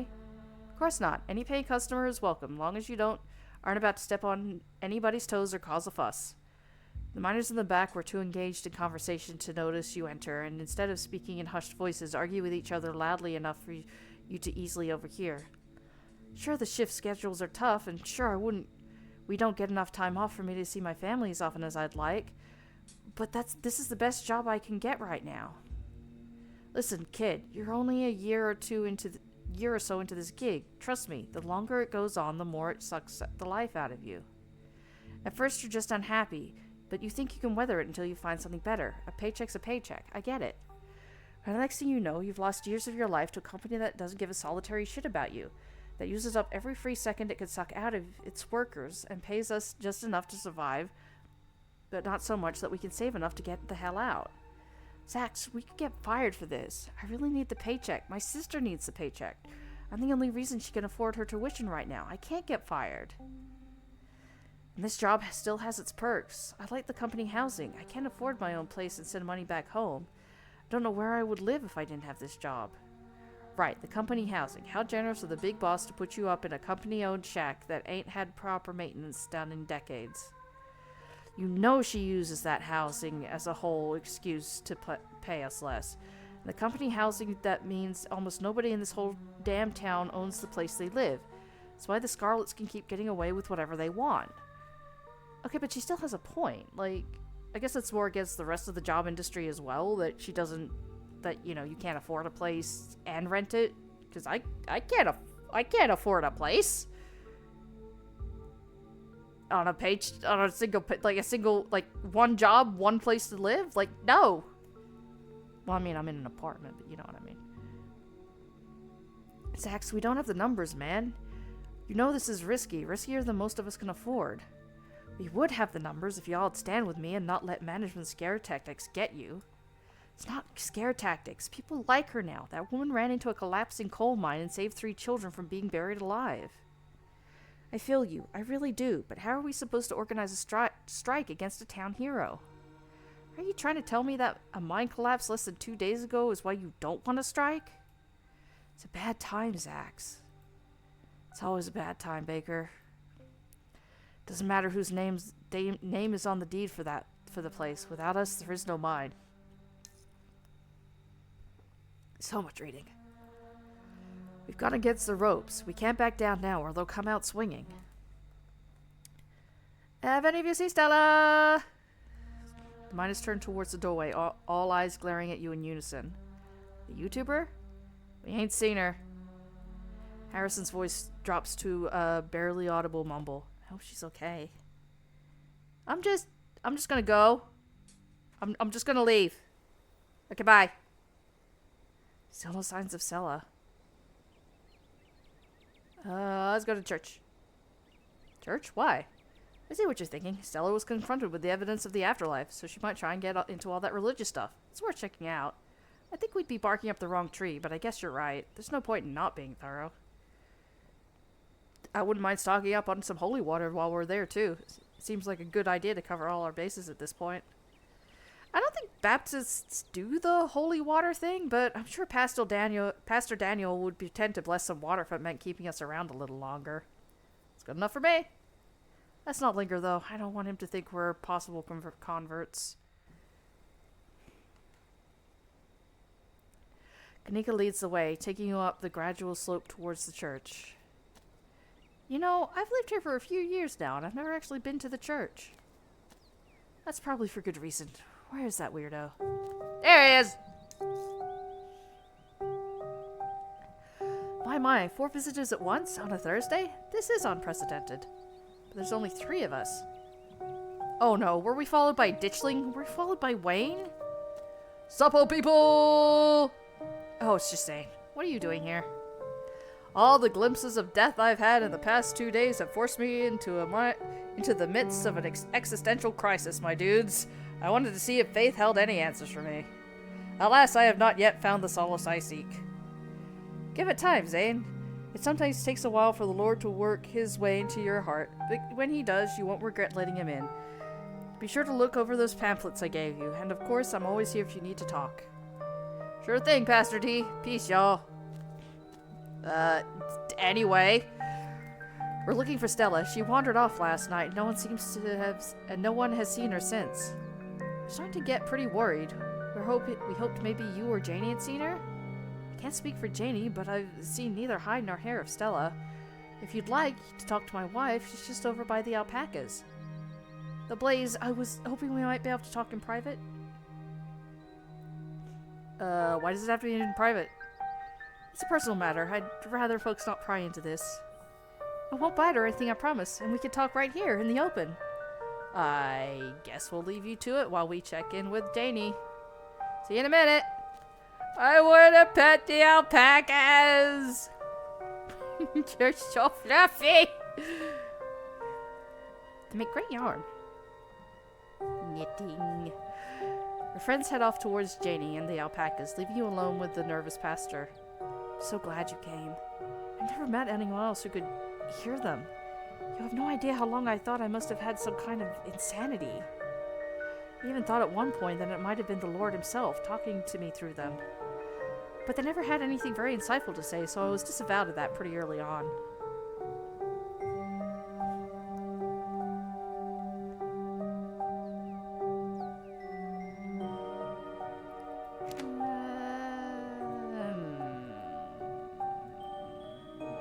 Options. Are you sure we're actually talking to animals? No, now that I know there are at least two of us, I have no doubt. There have definitely been times in my life where I thought I might just be nuts. But it's so consistent, and I've never exhibited any other signs of insanity. In my most doubting moments, I have considered that possibility that other entities may be using animals to confuse my faith. But besides a particularly vicious hamster I had growing up, the most an animal has ever tried to convince me to do is to give them more food. What? I'm curious about the fucking hamster. So I somehow doubt they're puppets for some otherworldly evil, unless that otherworldly evil wants me to overfeed my pets. Have you met Frou-Frou, Gretchen, Pixel? Of course I have, but I learned early on in life that I have this gift, at least while other humans are around, so I haven't spoken with any of them. Though I get the feeling Frou-Frou wouldn't talk to me even if she knew I could understand her. I tried to befriend the alpacas when no one else is around. Emphasis on tried. They're surprisingly cliquey. That's not the right way to say it, but I don't care. It's cliquey now. Besides that, I try to maintain a low profile, only chatting with the wildlife when I'm sure no one's looking. Okay, but is there a way to tell him that I've told everybody? Like, hey, guess what I could do? Anyway, this is why you got into the church? It's hard to say. I was raised Baptist by two loving parents and wasn't always interested in religion. But I've also always known about my talent, so I don't know what came first. If anything, though, I say I'm religious in spite of the gift. It hasn't exactly been easy to square this with a lot of the religious education I've had. For instance, a lot of religious leaders will tell you that only humans have souls. Well, you and I both know that's not true, though I suppose that gets into a whole different conversation about what exactly a soul is. But those are conversations that I'm glad to leave to the scholars, and I'm just a simple small-town pastor. I don't need to ask the big questions anymore. I just have to help people through their daily lives.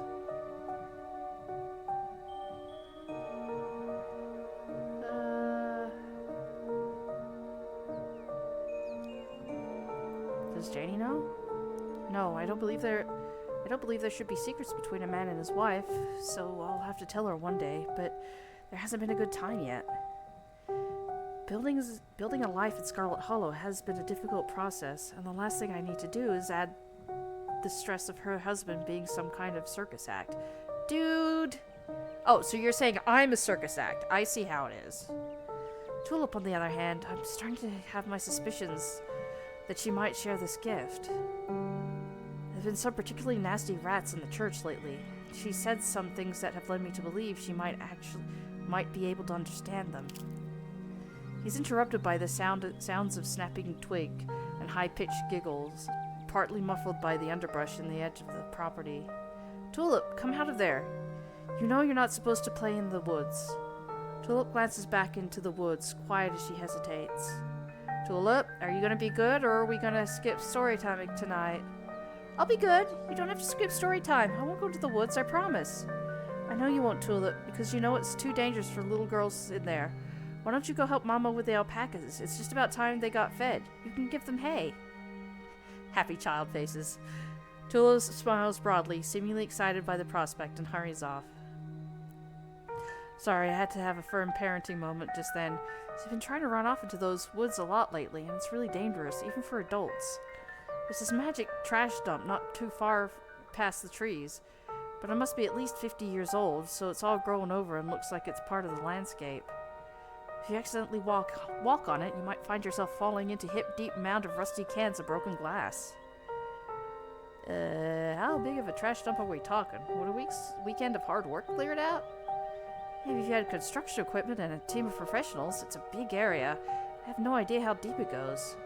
In the meantime, I'm just making sure Tulip knows not to go near it. And what were you saying about church rats? Ah, yes, the rats. So, you and I are used to the sort of chatter we hear from wildlife. It's usually nothing that needs to be paid attention to. These rats, there's something so sinister about them. They must be huge, judging by the sound of them scurrying around in there. Tulip has never shown evidence of the ability before. She's never responded to the alpacas or engaged in conversation with the birds. In retrospect, she could have been hiding it the way I did growing up. Because I know she's been talking to the rats. She calls them her friends, has been drawing all these pictures of them, really ghastly things. I tried to bring it up with her, but she just gets this little smile and doesn't say a word, like it's her fun little secret. It's all innocent enough in the grand scheme of things, but I'm pretty sure they also live out in the trash heap. And ever since she started talking to her friends, she's been trying to sneak out there. I'm concerned she's gonna get hurt or catch some kind of disease. What have they been saying? They like to try and goad me into crying or becoming depressed. They watch me through unseen holes and make fun of me and try to figure out how to press my buttons. It's annoying, but easy enough to block out, especially when I'm praying. I don't think they're a good influence on Tulip, though. She's gotten quiet and secretive ever since she started talking to them. I'd hate to think what they say to her when I'm not around to hear. Have you actually seen them? No, but I don't need to. I lived in a dorm that had rats once. You never see them, but the church has all the signs of an infestation, and there's no mistaking the sound of little creatures stampeding through the walls. That's fair. I've left out some humane rat traps, but they're too smart for them. All it's done is waste peanut butter. Not the peanut butter! And I caught a possum in one. Poor thing. Possums are never very bright. But at least he got a nice big scoop of peanut butter out of the ordeal, and then got set free.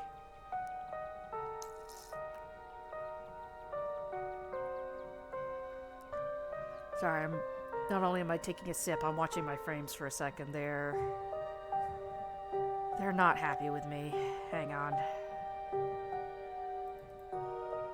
Okay, you done being shitty? Are we good now? Okay, you're green now. Are we back? Are we good? Okay, I think we're okay now. Alright. Has Janie heard them?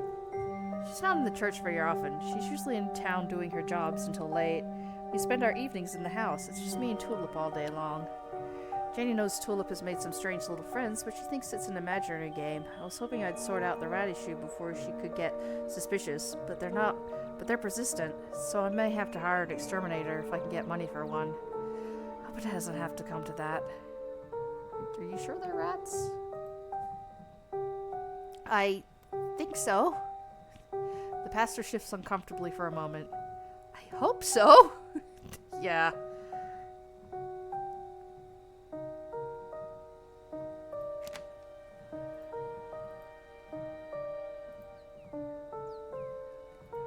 Is there anything I could do to help? Maybe I could try talking to them.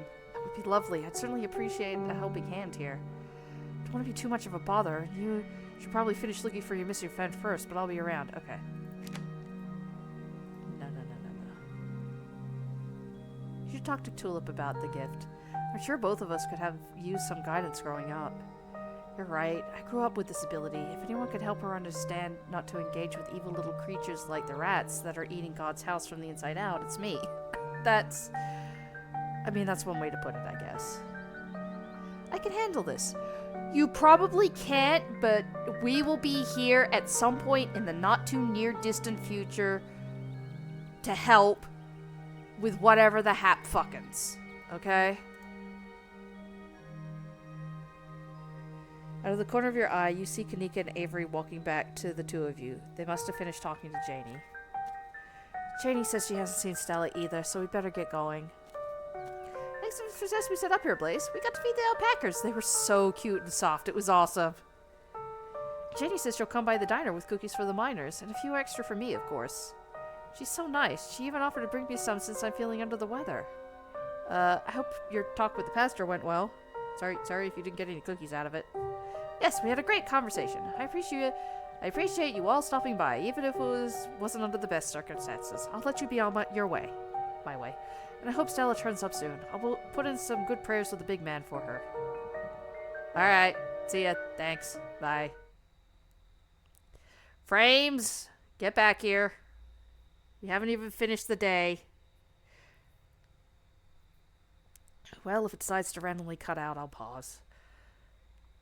Kanika and Avery start back down the path to the town and follow you. So, what was that about? He seemed pretty insistent on talking to you alone. Yeah, he didn't say anything weird, did he?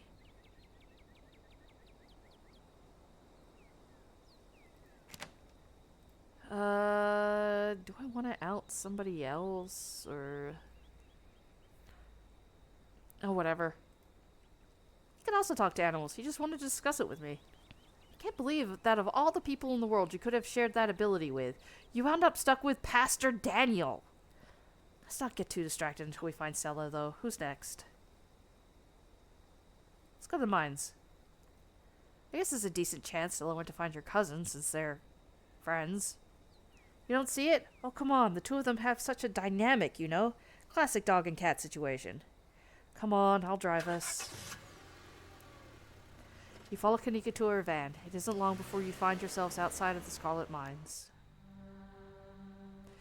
There's a small gathering of workers outside the entrance to the mines. Picket signs in hands. And I'm gonna sneeze. Hang on.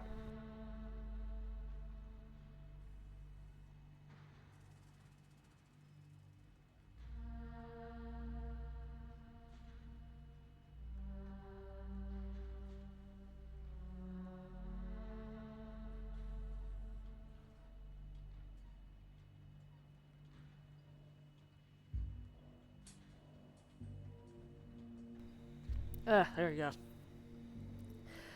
There's a small gathering of workers outside the entrance to the mines, picket signs in hand. I hope it's not weird to talk to them while they're in the middle of this. Don't worry, I know these guys. Most of them are in the diner at least a couple of days a week. They'll be chill. Well, will they be chill talking to Tabitha's cousin, though? Well, if it isn't the boss's cousin. Might have had us fooled the other day, but word got around fast. Have any of you seen Stella? She's missing! The YouTuber? Yeah. She's the one on all the banned from property posters, right? Yeah. I haven't seen her. We've been out here all day, so we know if she'd come by. Oh no, this isn't looking good. It's okay. Just because she hasn't been seen today doesn't mean something bad happened to her. We'll make sure to keep an eye out. Thank you! How goes the strike? Miscalculated. We thought a kid losing her leg would have pushed folk over the edge, but I guess the boss personally dragging those kids out of the mine left a lasting impression. People are calling the boss a goddamn hero. Calling Tabitha a hero? Really? We were there last night too. We were there that night too. Yeah, we heard about this in the diner, Kanika. It's like everyone just forgot about how poorly she's been treating us. Okay, but you also said she treats you a lot better than Perlaney did, and just confusing. Or how unsafe the mines are. I mean, I don't know about that, because this is a video game. I can't just go and inspect the mines myself. I can't go back down there knowing the rock over my head could come down any second. I value my life more than a paycheck. That I understand. It's dumb luck she saved those kids. If she had any actual value, she'd come to the table and give us what we're owed. I know there's not a lot of us out here, but there's more of us at the diner, and there's more of us setting up mutual aid. But once people see our follow-through, they're going to join up. This is only the beginning. Let me know if there's anything the general store could do to help. Anything you could think of, we'll take it. We need all the support we can get right now. I'm not... what are your grievances? We'd like competitive pay. 8-hour shifts instead of 12 or more. That's very understandable. 12 or more. Shit, yeah, no. That's fair. Improvement to the sick day and vacation policies. That seems to be here with it, but I can understand wanting them to be better. And a thorough safety inspection before any of us step foot underground again. Okay. That collapse was way too close to an active mine for me to feel safe down there until I know for sure I won't wind up buried under 2 tons of rock. I want to change things. There's no reason we should be treated like we're a disposable workforce. If we're the ones making her money, we should be making money too, not just scraping by. That's a lot of grievances. Working here seems tough. Yeah. Do you think Tabitha can even make those changes without the mines going under? I'm sure she can figure it out. I'm not saying she's not a bad boss. People clearly aren't happy with her, but coal's getting used less and less, and I've seen this old Scarlet house. It's practically condemned. She has money to spare. Where's it going? I really didn't peg you as somebody who'd go to bat for Tabitha. I'm not. I'm just trying to get the full picture here. And if the mine fails, I don't see how Aunt Winnie's diner doesn't fail with it. Like, he's got a good point. Where's the money going? Okay, but that's the whole problem. A single family shouldn't be able to hold an entire town hostage. The workers need a say in their business. Fair enough.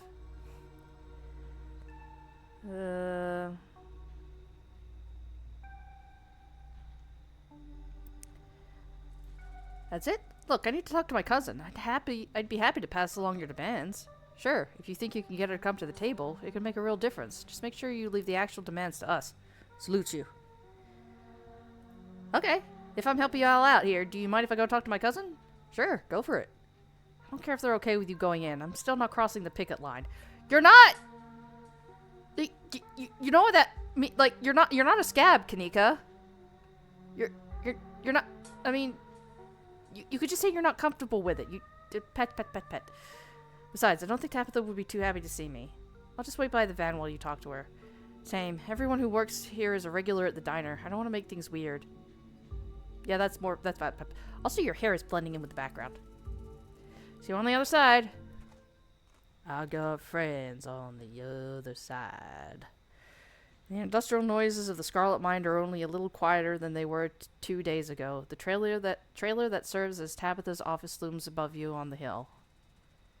We're gonna fucking save. Knock knock. Wait for a moment. No response. In I go. I think I could turn at least a few of the guys, and if you fire Davis... Oh my god, have you heard of knocking? What are you even doing up here? I completely and utterly knocked. I clicked it and everything. Should I go?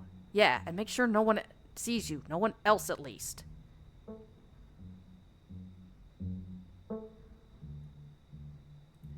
Hey, do you have a minute? It's important. I can make some time.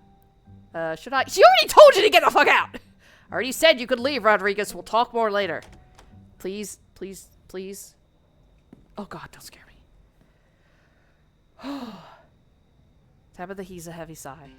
Please, just forget anything you heard, okay? I really don't think you should fire Davis. They'd really start hating you then. You can salvage this. You just need to hear them out. You probably have a point. I'll be careful about this. I'm not going to do anything hasty. I can wait to see where this goes before doing anything that might just make things worse.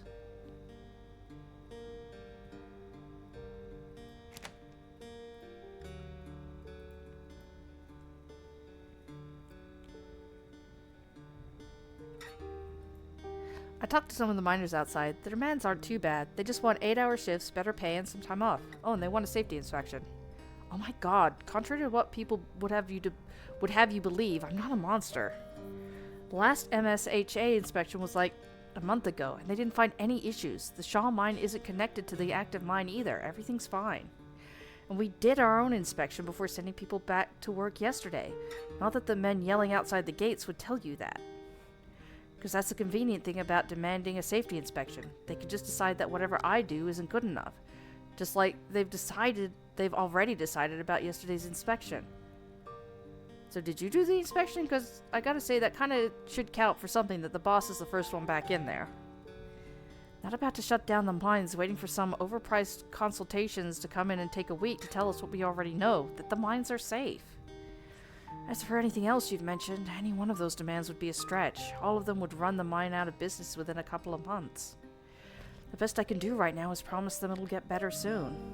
But I don't think my word is worth much to them, and I don't like making promises I can't keep. If I'm right, though, and things pick up soon, maybe I'll be able to give everybody a raise, or shorter shifts, or maybe even everything they're asking for. I'm not a monster. It's not like I enjoy working people so hard. It's the only thing paying the bills.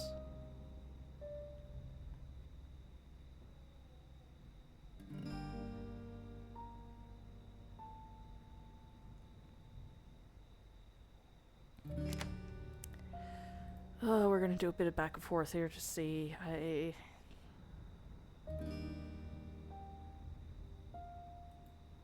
It's not the end of the world if the mine fails or if the town's economy collapses. People can move. People can rebuild. It's easy for you to say. You barely even knew this place existed until a few days ago. Even if people could move on, they wouldn't have to if I just had a little more time. If everyone could just have some patience, I can fix this. I am a little curious about some of the other things, though, so we're just gonna...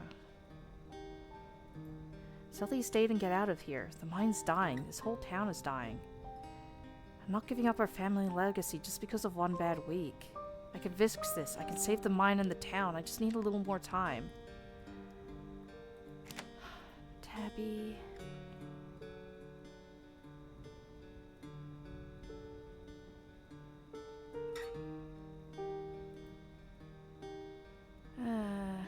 No, I literally can't, yeah. Yeah, I figured.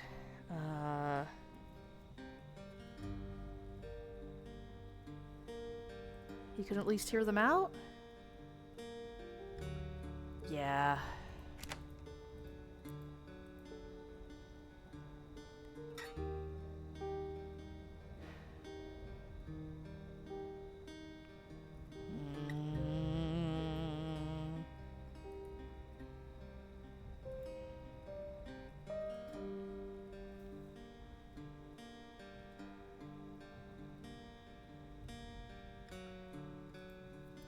It's not the end of the world if the mine fails or if the town's economy collapses. People can move. People can rebuild. It's easy for you to say. You barely even knew this place existed until a few days ago. Even if people could move on, they wouldn't have to if I just had a little more time. If everyone could just have some patience, I can fix this. Look, you didn't come here to talk about my meeting. Why are you here? Don't get me wrong, it's nice to see a friendly face, but you shouldn't be up here. This is my battle to fight. Stella's still missing. You've been looking all over town for her and don't have any leads. Tabitha groans. You don't think Wayne... Wasn't any evidence that he'd been to her house or any signs of a struggle. How do we know she was even home last night? She ran off in the opposite direction. Stella's been known to disappear for days while she's doing her videos, but I think we both know that's not what's going on. I'll see if I can figure something out.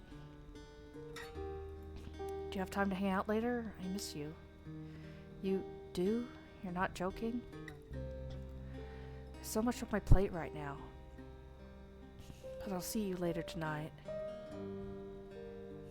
Maybe we can have some ice cream or something, if you want to spend time together, I mean. Tabitha's phone buzzes. Better get back to work. Stay safe out there, Blaze. Call me if you run into any more trouble, but please don't go looking for any trouble today, okay? I don't need you going missing, too. I want to hug you, but you don't like hugs. Leave the office, closing the door behind you.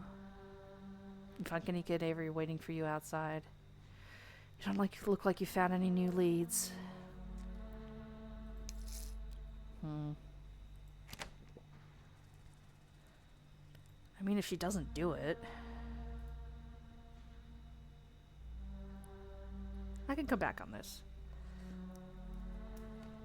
Because if I have to convince her otherwise, then yeah. Feels like we've done our due diligence here. Come on, I'll drive us back to town and we can figure out our next move from there. Where to next? Before you can say anything, you're interrupted by Kanika's phone buzzing. Oh my god, Mom's calling me. When is she gonna learn to text? Give me a second. Hey, what's up? Hang on, I need to clear my throat. No, still no sign of her. We were going to keep looking for a while longer. I'm really feeling okay. I'm not... You're right. Now that I mention it, I do feel kind of tired. I shouldn't push myself. I'll come home. She has a point. I'm not feeling well right now. I've got to get back to the general store. Maybe some tea could help. Could you stop drinking the tea? I didn't realize you were that sick. It's really crept up on me. I was doing fine until... Kanika starts to sway, losing balance in her legs. I must have been running on adrenaline. She stumbles, bumping into you before regaining her balance. Sorry. I just need some help getting home and have some tea and maybe lie down. And then we can get back to looking for Stella. Yeah, it shouldn't take us too long to get back. Come on, Blaze. Let's get moving before she passes out. Thanks, and sorry, this is embarrassing. No, you need help. Yeah, don't mention it. It's fine. Let's go. Come on. We good. The bells of the general store chime welcomingly as you and Avery bring Kanika inside. Oh dear, Kanika, you poor thing. This is why you were supposed to stay in bed today. If you keep running around like this, it's going to take you so much longer to recover. Thank you for both getting her home. I hope you're feeling better after last night's fiasco. Hi, Mom. Go on, get up to bed. I'll be up in a minute with more tea. Blaze, once she's all situated, I believe I'll do a chat. Hopefully we can start to get to the bottom of whatever is happening to the town. Wait, if you're talking mystery-related stuff, I should be there. Sweetie, you've done enough today. You never like it when I do tea readings anyway. I'm sure Blaze can catch you up once you're feeling better. Okay, you're right. I'm not feeling well. I should really lie down. Kanika heads towards the stairs and disappears without saying another word. I'm so sorry to be a bad host, Avery, but I was hoping Blaze and I could do our reading in private. I'm sure Winnie needs help at the diner. You're right. I've totally left her on her own today. Fine by me. I wouldn't mess with your tea vibes. I'm sure those leaves are very particular. Oh, but before I go, I did want to ask. Are you a witch? Avery, please. As flattered as I am that you think I'm that magical, I'm just an old lady who likes tea and has a few unusual hobbies. Look, I'm just saying, doing stuff like reading tea leaves is pretty witchy as far as I'm concerned, but I won't push it. But just so you know, if you are a witch, you could totally tell us. We'd be cool about it. I mean, yeah, I'd be cool about it. Depending. I'll leave y'all to your not supernatural private tea leaf reading. We'll catch up tomorrow, Blaze. You got it, Avery. Bye-bye. They make their way out of the general store, disappearing down the street in the direction of the diner. Shall we? Sybil motions towards the tea room.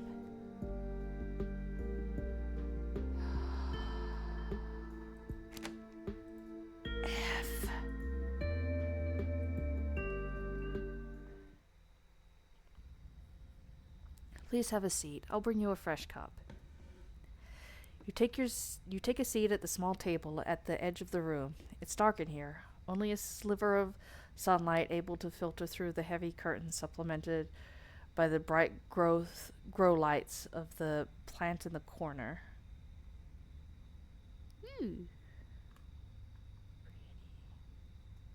Booksmarts. It's castor bean, an incredibly toxic plant, and strange for a tea maker to keep around her workspace. And here's where I get distracted by her new soundtrack.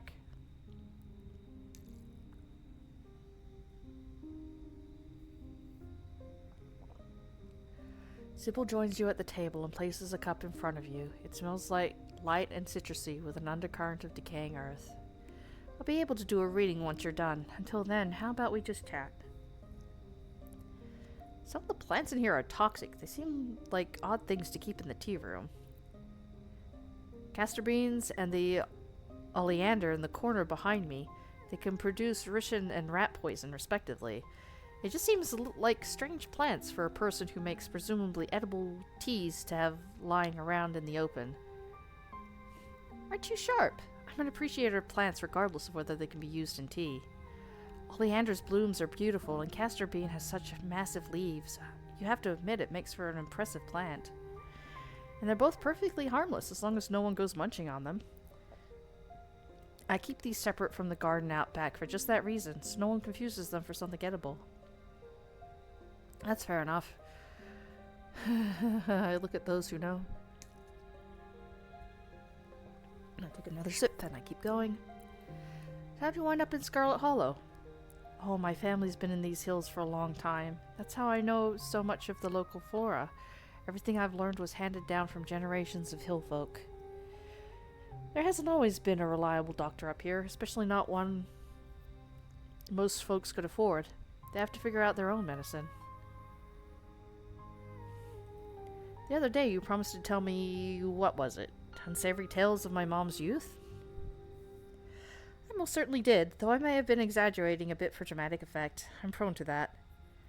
In a town this size, you get to know everybody no matter what the age difference might be. Vivian was a little younger than me, which meant I always had a certain older sister instinct about her.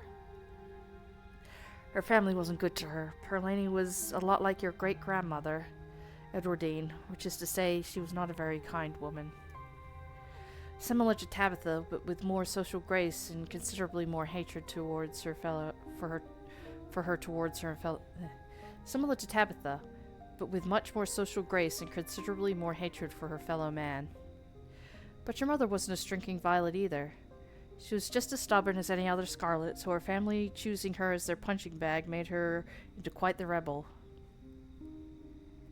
Why were Perlani and my mom raised by Edwardine? What happened to their mother? Their entry to this world was violent, I'm afraid. Their mother was young, too young to be pregnant, especially with twins.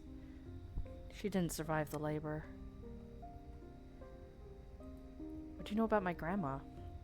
I'm afraid there isn't much I can tell you. I think there were two in that generation. The youngest died when the girls still were still children. Edwardine never spoke about them, nor did your mother. I feel like I know a lot about the women in my family, but what about the men? Did they even exist? I suppose they just haven't been very noteworthy since Edwardine took over the mines. Her husband died a long time ago, and to be quite honest, I can't even recall his name. Damn.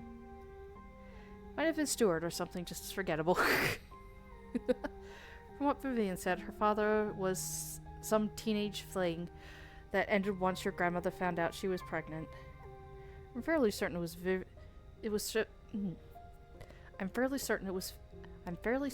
similar for Vivian, though she was much older, and I believe she was the one who ended it, what with skipping town and all. That's fair. I wonder if I'm gonna run into my dad or something. That would be interesting. What happened to my mom when she found out I was pregnant? She came to me for advice. She was distraught. It was like she'd been handed a death sentence. Maybe it was fear from what had happened to her own mother. Maybe it was something else. But she seemed convinced she was in danger. Tabitha had already been born by then, of course, but she was born in wedlock, so I assume your mother's worries had something to do with religion. Though the Scarlets weren't particularly religious as far as I know. They still could have been pissed about it, though. Fuck if I know.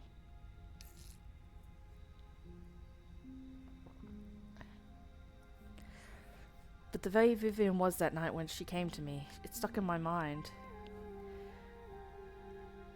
It's always had me wondering what it was about your family that made her panic so much at the thought of having a baby.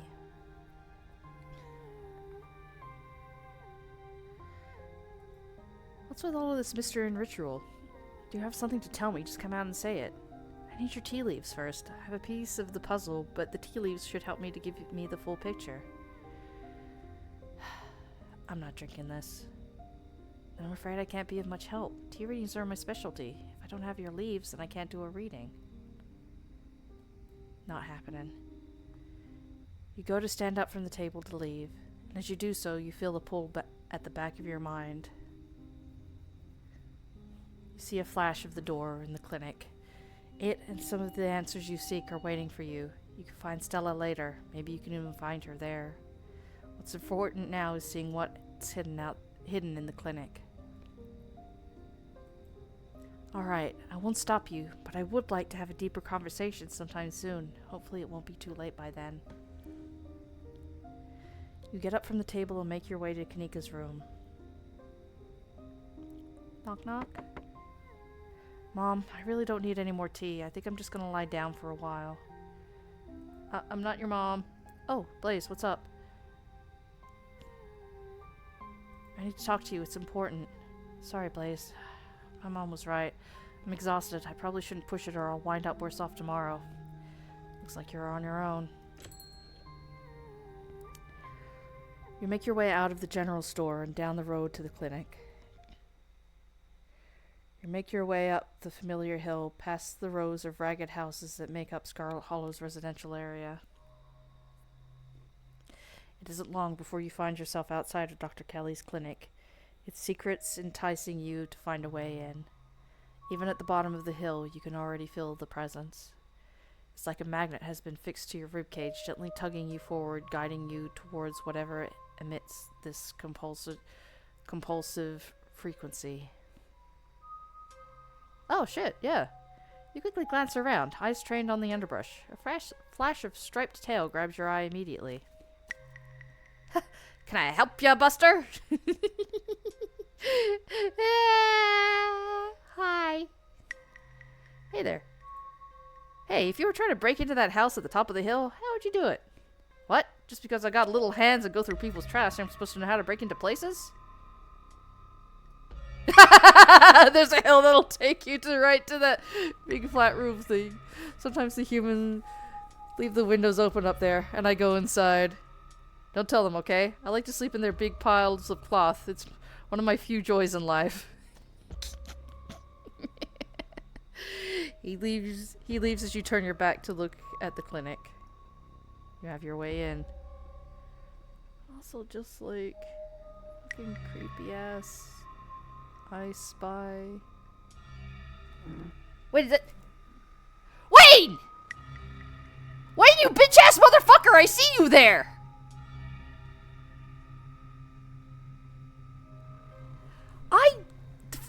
I Spy fucking Wade.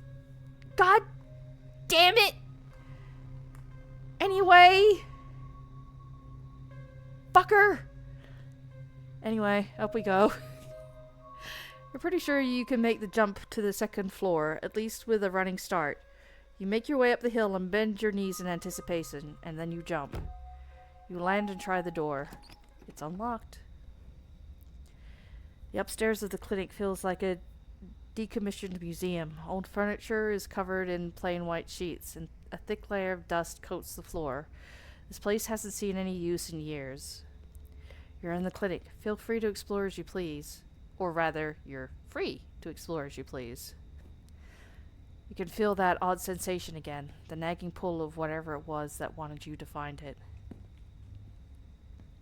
You've been caught by its gravity, an overwhelming curiosity guiding you around a corner and toward a dark doorway under the stairs. It's been left ajar, as if inviting you to enter. Turn on the lights. The lights click on. You're in the morgue. Blaze, what are you doing in the morgue? Hi. Flirting hi. What the fuck are you doing in the morgue? I'm sure it looks weird. It's not like I expect anyone to come down here. I was just, practicing. A rehearsal, if you will.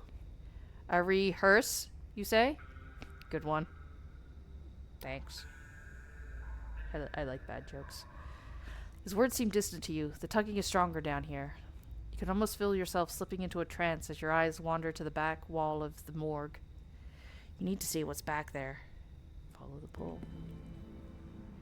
You touch the wall. It feels disappointingly solid under your palms. Hey, are you okay? You feel Reese's hand gently shake your shoulder for a moment. The thing on the other side of the blank white wall loosens its pull on you. You looked kind of possessed for a second there. You good? Make him understand. There's some kind of magic shit going on, man, but it's telling me that you need to get behind that wall. Reese glances back at the wall. You're really serious, aren't you? It's probably a bad idea, but if you really need to get in there, I'm pretty sure there's an emergency axe somewhere upstairs. I just need to get the doc out of her hair. Should take 2 seconds. Get the doc out of our hair? Yeah, if I say I'm sick and I need something, she'll drop whatever she's doing to do it for me. Sure for a way to get her out of the house. And most of the time it's true anyway. Do what you gotta do. There's no shame in that. Exactly. Sounds great. Lead the way. Sweet. Be right back. He strides past you, his long legs moving swiftly. He seems excited, his usual dour demeanor replaced with an uncharacteristic pep when faced with the prospect of sneaking around and tearing down walls. You hear his soft voice filtering through the open doorway at the top of the stairs, a hoarsely and sickly edge added for effect as he speaks to his mother. "Hey, Mom?" He coughs gently. "Reese, I didn't know you were awake." "I still feel like shit, but I think I can finally try and keep some juice down. It looks like we're all out, though." "Really? I thought I'd just pick some up." "I've got an errand to run on Main Street anyway. I'll go pick up some orange juice and some ginger ale, too." "That would be awesome. Sorry to ask. I know you're probably busy."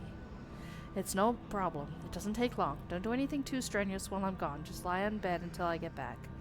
"Thanks, Mom. I'll take it easy." You hear her footsteps move down the hall, then the front door opening and closing. "It worked!" The theatric rasp has left his voice, excitement rising in its place. "Come on up. We don't have long until she gets back." As you step out of the morgue, you relax. The extra space between you and the carving has weakened its hold on you, and with it, your desperation to claw your way through the wall and unveil it. It's one of those emergency fire axes, too, so it should be pretty obvious wherever it is, though I'm not sure where she would be keeping it. "I'll show you around. Let's try the doc's office first." You make your way to the door of her now vacant office. "Don't see any axe in here." He's right. A cursory glance reveals nothing but stacks of paper and cabinets of medical supplies. But something on the desk catches your eye. Some sort of records with your family's name on them. "You're a fast reader. Shouldn't take you long to skim these." Reese, hang on, I'm taking a sip. Damn it, running out of water. Reese stops in the doorway, turning to watch you leaf through the documents. "Find something interesting?" "They're your family's death certificates." "Cause of death, sleep apnea, discovered by her daughter, Tabitha Chrysanthemum Scarlet. No autopsy performed." Tabitha's middle name is Chrysanthemum? Wonder who cursed her with that mouthful. I felt like that was forbidden knowledge. Edwardine Scarlet, born April 9th, 1913. Died February 12th, 2003. Aged 89. Cause of death, heart failure. Signed by her granddaughter, Perlane Scarlet. Pretty normal, and almost made it to 90. Died of normal old person disease, illness. Enoch's death. Enoch Scarlet, born September 9th, 1887. Died August 20th, 1957. Age 69. Cause of death, fall from cliff. 69. Not nice. This one has a coroner's report attached. Organs sustained impact injuries, lacerations to the neck and body consistent with fall from great height. Whoa, an actual autopsy report. Looks ancient. I like how we can see his eyes over the top, like, "Hi!" Explore other death certificates. You quickly flip through a few of the other Scarlets whose names aren't quite as familiar. Theodore Scarlet, born May 24th, 1890, died 1918, age 28, cause of death crushed in mine collapse, body not recovered, signed by his brother Enoch Scarlet. Book smarts, that's right. You had a great uncle who died in the collapse. Joseph Scarlet, born April 1914, died June 7th, 1944. Louis Scarlet, born August 19th, 1920, died June 1944. Both killed in Normandy in the line of duty. These must have been Edwardine's brothers. Certificate of fetal death, infant boy, Andrew Charles Scarlet, delivered April 3rd, 1945, stillbirth, mother Edwardine Scarlet. Cause of death, complications during birth, no doctor present, home burial. Book smarts, that settles the question of whether you're related to Charlie. It genuinely doesn't! Like, they what does that settle? It could have fucking died, yes. But they could have fucking lied, too. Die? Lie? Who knows? Alexandra Scarlet, born December 12th, 1947, died August 20th, 1957, age 9. Missing, presumed dead, signed by mother Edwardine Scarlet. Again, she's just gone. Alexandra, the owner of the doll, so she went missing. Yeah, just gone apparently. Some people seem to just go missing, and I don't trust that. Book smarts, and it was the same day Enoch died in a hiking accident. Well, that's not fucking suspicious. Mary Bell Scarlett, born September 3rd, 1946, died October 30th, 1963, age 17. Cause of death, oh, she was 17. Cause of death, complications during childbirth, signed by her mother, Edwardine Scarlett. Wow, that's a lot of kids to outlive. Yeah, holy shit. You turn around and leave the office. It's time to move on. The medical supply room is probably a good bet. A fire axe seems like something that might be useful in a room full of chemicals. It's just down the hall. That's a good point. Let's go. There it is. Hey, right with the hose. Looks like it needs a key, though. Better not break the glass. I'll rather explain why I had to steal the axe after we've had a chance to use it. There must be a key in here somewhere. He stops as if listening to something you can't hear. Shit, she's back already. As if on cue, you hear the front door to the clinic open and close, the creak of its antique hinges echoing down the hallway. Footsteps start down the hall. She's headed this way. Quick, we gotta hide. I'm not supposed to be in here. He opens the closet door and hurriedly motions you inside. You slip past him, scrunching into the small space as best you can. He attempts to slide in after you. Let him in. You make space as he slips in next to you, closing the door just enough that you can both still monitor the entrance to the supply room. Dr. Kelly storms in, plastic bag in tow. She takes something out of the bag and places it on the counter. And then she hurries back out, bag rustling as she makes her way back down the hallway. We better wait a second just in case. We're just gonna quietly wait for the danger to pass, okay? The two of you stand in tense silence, both crammed into the suffocating closet, taking shallow breaths as if she could hear you breathing from the other side of the building. But the footsteps soon return. Dr. Kelly makes her way back towards your hiding place, creaking floorboards broadcasting her location all the way to the hallway just outside your hiding spot. His head swivels suddenly. That was the door to the house. We're in the clear. Let's go. The two of you spill out of the closet.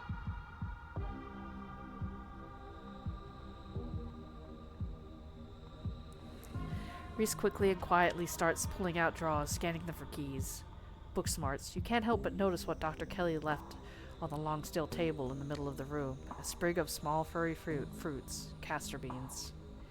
You've seen them elsewhere in town, of course, in Sybil's tea room. Supposedly, just decorative. Yeah. Why did your mom get castor beans? Yes, found the keys.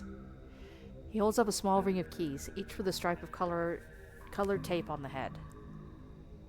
What's this about beans? Not those beans. Oh, those weird little fruit things. Reese unlocks the cabinet and offers you the fire axe. He is so tall and lanky. Look at him. Him face. Oh my gosh! Here's your axe. And I don't know. I've never seen them before. I'm not allowed in the supply room. It's probably some kind of medicinal plant, right? She took out a chemistry set too, though come to think of it, she's not supposed to make her own medicine. She's not a pharmacist. This room just for storage is just storage for orders she gets from a pharmacist over in Brevard. Why would she bring something like that in here? This plant is not medicinal. It makes one of the deadliest poisons known to man. But she's not using it for that, right? Why would she give people poison?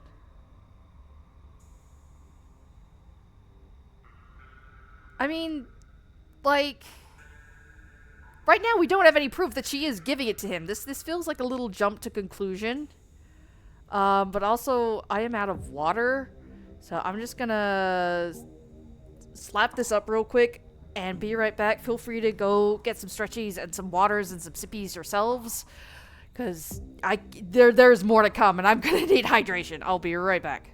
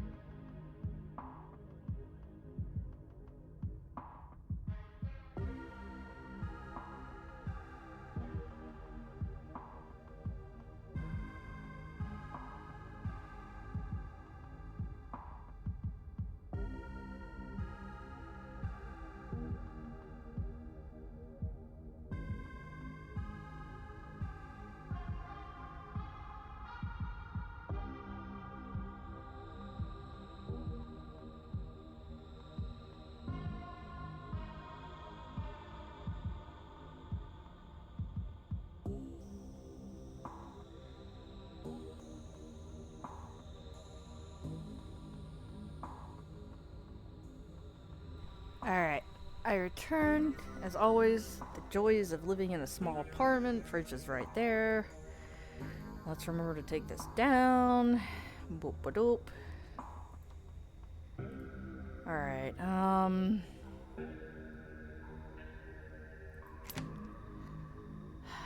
I don't like this jump to conclusion. I really don't.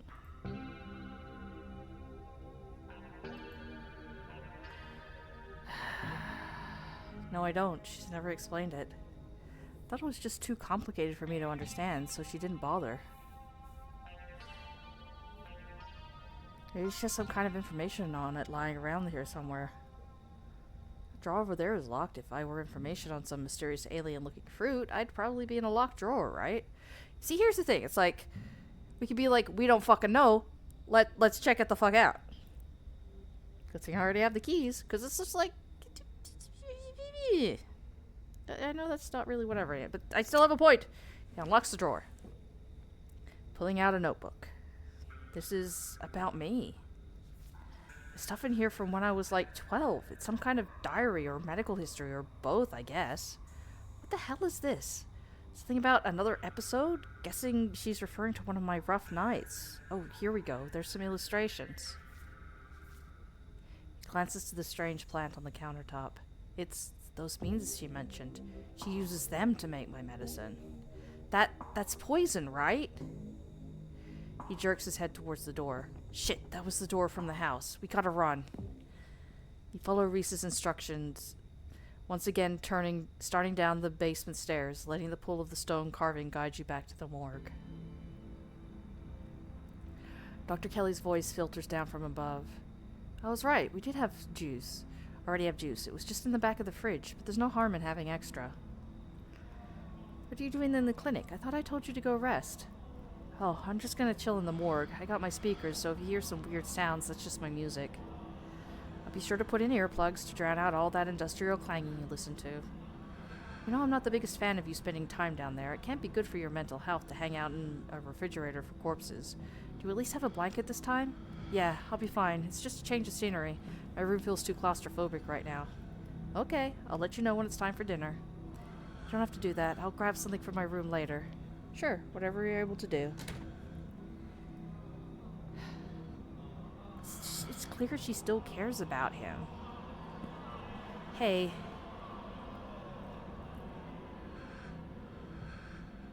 I should warn you, some spooky stuff might happen when we break down the wall.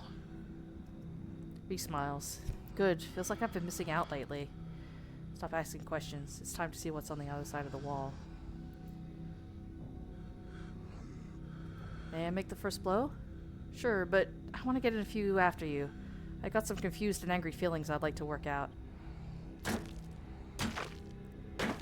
I'm surprised you didn't want to go first. That's fair, though.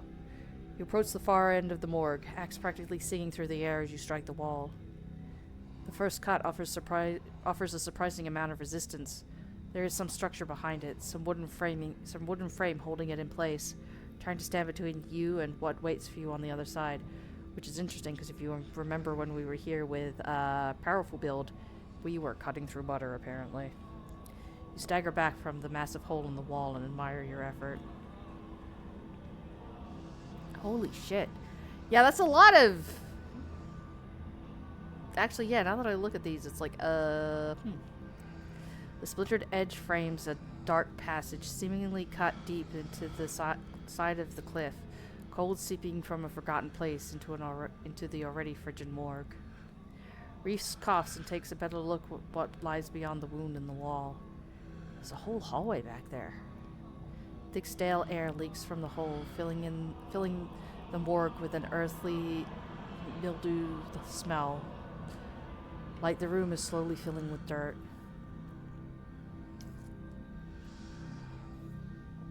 And with the stink of the grave-like room beyond comes an even stronger compulsion.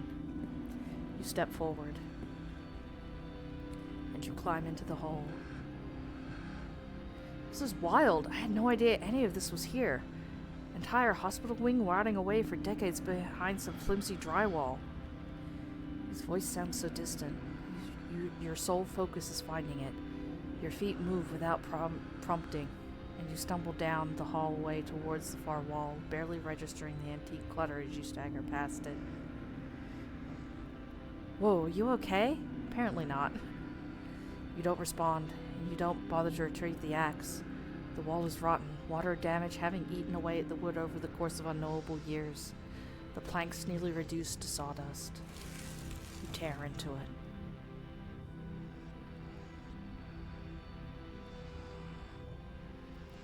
They said there's nothing they can do. I'll never use my legs again, Enoch. What am I gonna do? Nonsense, Teddy. Those doctors don't know what they're talking about. See, Teddy's not dead. He did not die in the mine collapse. Ergo, I don't know why we should believe the autopsy report. I wouldn't believe it myself. I've been doing my own research, and I found us an alternative. Someone who could fix everything in one fell swoop. We're taking you home today, and by this time next week, everything will be resolved. Everything goes black. Your vision swims back into focus, and it takes a solid second or two to reorient yourself. You're in an unfamiliar bed.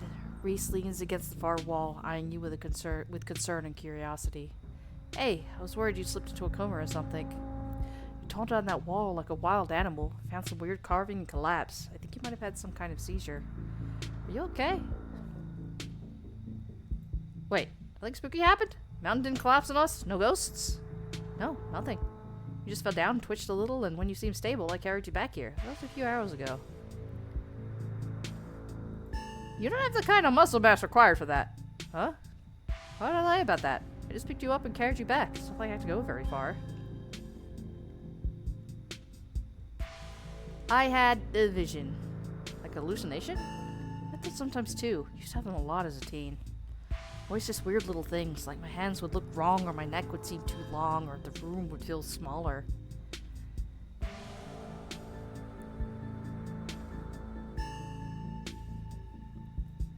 I think these are visions of things that actually happened. Whoa, I wonder if you'd see anything else if you went back in there. If there are any more around town, maybe if you collect them all and catch them all, Pokemon, you'll finally unravel whatever the big mystery is. Seems fun.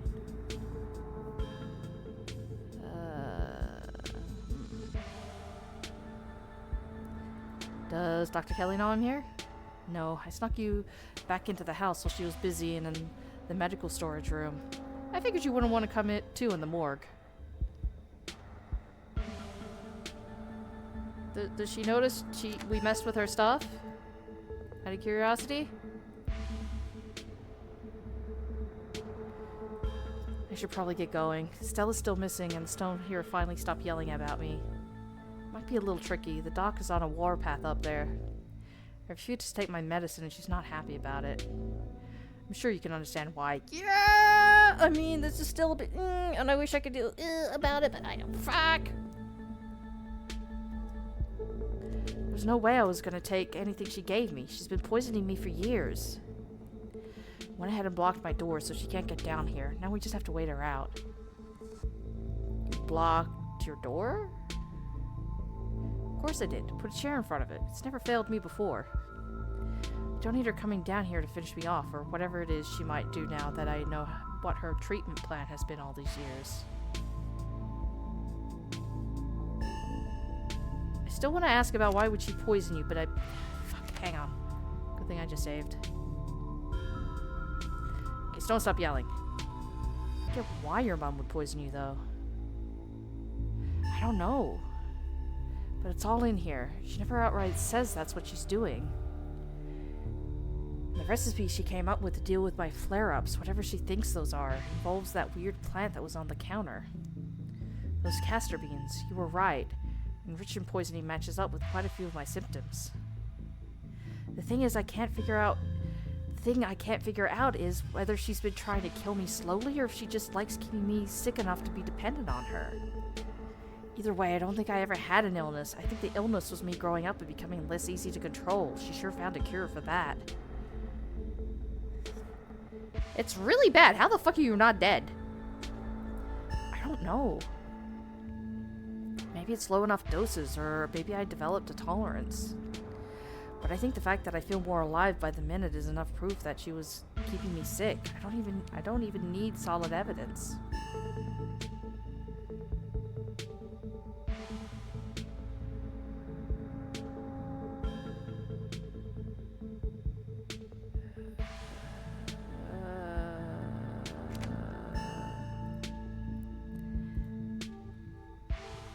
There's so much to Scarlet Hollow. You blocked your door? Of course I did. Put a chair in front of it. It's never failed me before. You don't need her coming down here to finish me off or whatever it is she might do now that I know what her treatment plan has been all these years.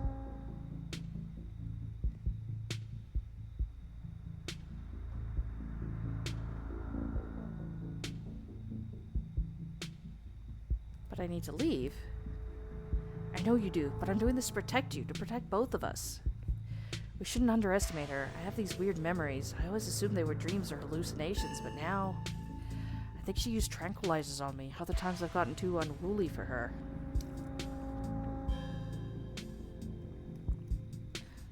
I don't know how much of those memories I can trust, but I'm starting to think I should believe my instincts when it comes to the lengths she's willing to go to keep me under her control. We'll wait until she's asleep. Then we can at least get out of the basement and we can figure out what to do from here.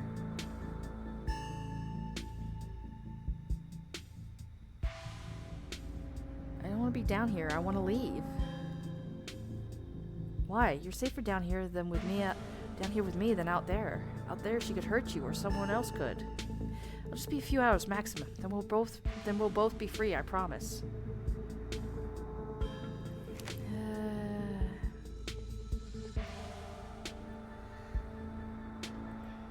Distraction seems like a good idea. As you can probably tell, I'm getting a little jittery. Don't fucking say. Maybe it's the lack of poison in my system for the first time in years, or the fact that my whole perception of reality is turned on its head. Probably a combo. You don't get it out of your system that quickly, but sure. Book smarts. It would obviously take... Yeah. Thank you, game. Book smarts. It would obviously take more than a day for Rich and however the fuck you would pronounce that poisoning to be out of his system. Doesn't feel awful, to be honest.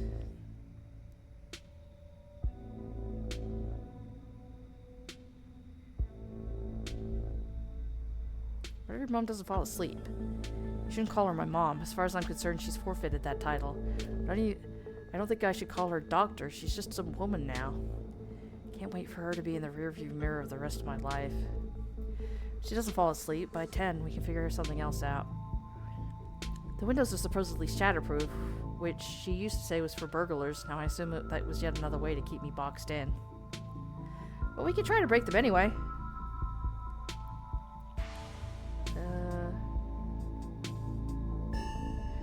Do whatever it is you do to kill time, preferably something that'll help me ignore my mounting anxiety. I only do two things, paint and watch movies, and I doubt watching me paint would be entertaining enough to distract you. I'd just be leaving it behind in an hour or two anyway, so movie it is. Go ahead and get comfy, I'll pick something you might like. You know, I've been desperate to share Shi no Chi, Death Blood with someone. Yeah, you don't know what I'd like. I wouldn't want to see this in person. I don't do well with horror spooky stuff. Which might seem weird considering some of the games I play, but you know. Reitz gets the movie set up and joins you on the bed. Let me know if it gets too much for you. I'm not a great judge of how other people will react to the sort of things I watch, but I definitely don't want you to feel uncomfortable. I mean, I'm already feeling uncomfortable, but okay.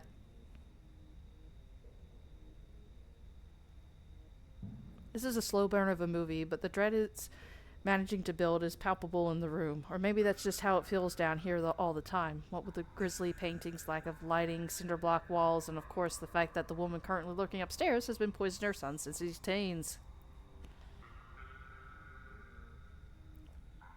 Sorry, just taking more sips. 2 hours and 40 minutes. You need the hydration. I've seen a couple of this director's other films, and they're all interesting, though this is probably the best introduction to his work. The way it jump cuts to seemingly unrelated TV show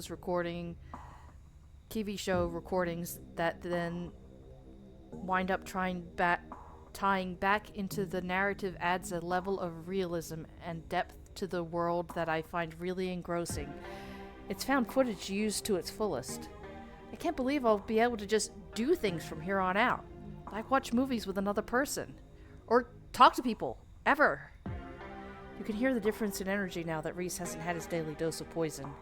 He's uncharacteristically chatty, clearly not used to talking to another person, let alone when he has the energy to carry on a long conversation.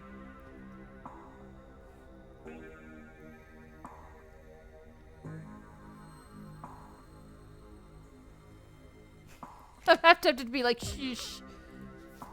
Ah, fuck.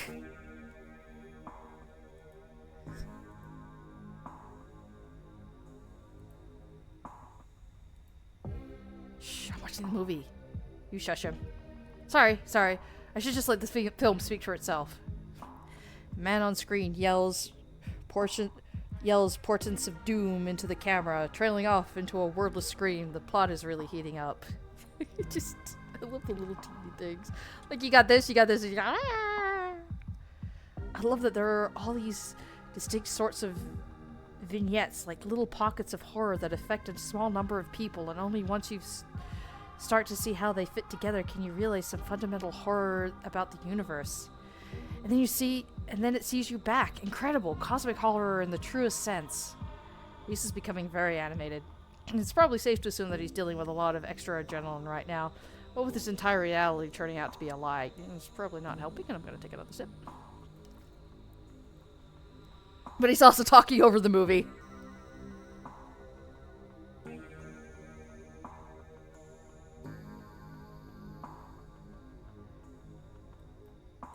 I think the movie is too chill for you right now. Maybe we should just figure out how to leave. Oh, I'm so sorry. Am I talking too much? I'm really not used to having anyone else around.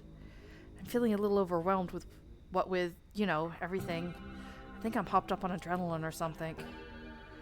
But we don't have to leave just yet. I can settle down. Reese is doing the opposite of settling down. His movements are becoming erratic, his voice rising in volume. Then maybe you're right. Maybe we shouldn't just keep waiting. The longer we wait, the more likely it is that the woman upstairs will figure out that we're onto her. And it would be too easy for her to lock me up again and be thorough about it this time. There's a knock on the window. Hi, I saw you outside. Sup? Blaze, don't get any closer to that thing. It's time to go home. That voice. I know that voice. How do you know that voice? Without another word, Wayne starts pounding on the supposedly shatterproof window. Enemies upstairs, enemies outside. We're surrounded. Even if I get out of the house, I won't be safe. You won't be safe.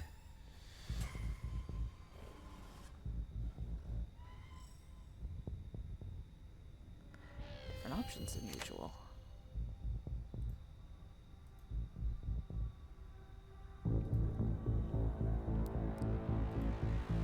What do you mean? Wayne isn't gonna hurt you. He hasn't hurt anyone. Yes, he will. He's furious with me. Can't you hear it? No. But I'm not weak anymore. I can fight back. I don't have to cower in fear from people who want to hurt me. I protect both of us, Blaze. Please don't. Okay, so I guess we were sitting here. Okay, yeah, we were sitting here. Here's the TV, and there's his boot. Boot. The window shatters. As Reese tears at his clothes, paint bubbles out from the canvases, his ghoulish figures peeling themselves out of their two-dimensional worlds, invading yours, crawling up the walls. Grab my hand, I'll pull you out. Okay, but what if he lets us both out? Also, that's funky. Hang on. Oh, those are teeth. Oh, that's another one like that. Little funky guy. Ooh. He can pull us both. No, leave us alone.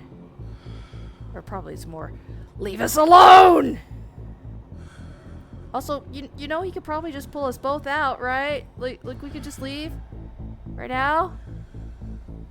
Maybe. If I ask him, I'm sure he will. Well, fuck that window, I guess. A surge of violence, the change that has been brewing inside Reese finally comes. As it manifests, the broken basement window is sealed off, and Wayne along with it. We got a little tail. Also, dude, your spine. Oh, they all just kind of went over there, I guess, huh? Except those ones are taking a nap. Run for the stairs. You've seen enough to know you need to leave. You run up the stairs. The door is blocked by the chair. Now then it's blocked by something else, too. You toss the chair out of the way and do your best to tear through the substance covering the door. It reforms and regenerates too quickly for you to claw your way through. Defeated, you turn back to the basement. The remainder of Reese's paintings await their artist's command. It's okay. Stay here. I can take care of this. Then she won't be able to hurt anyone anymore. I'll be right back. Reese storms up the stairs, leaving you with his creations.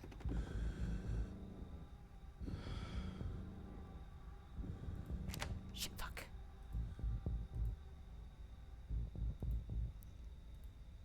You dial your cousin's number. Hey, where are you?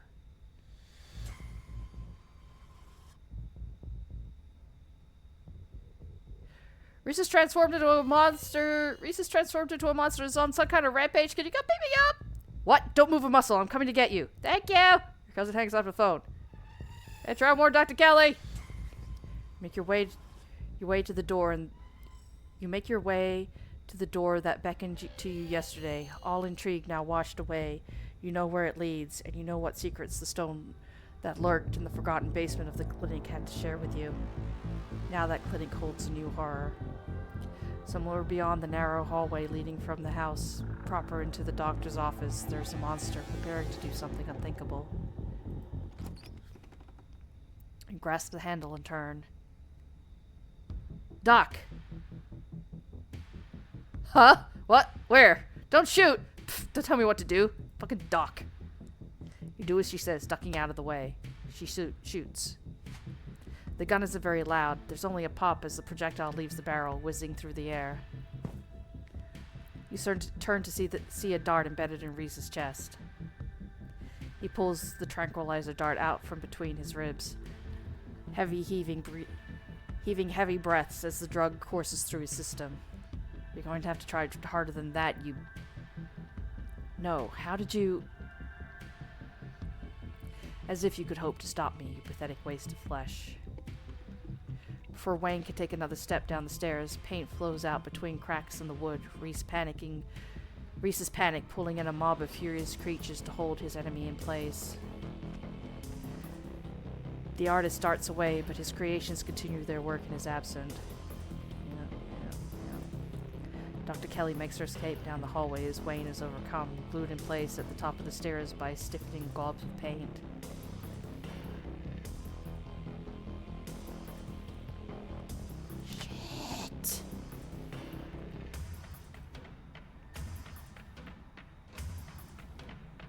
Taking a sip.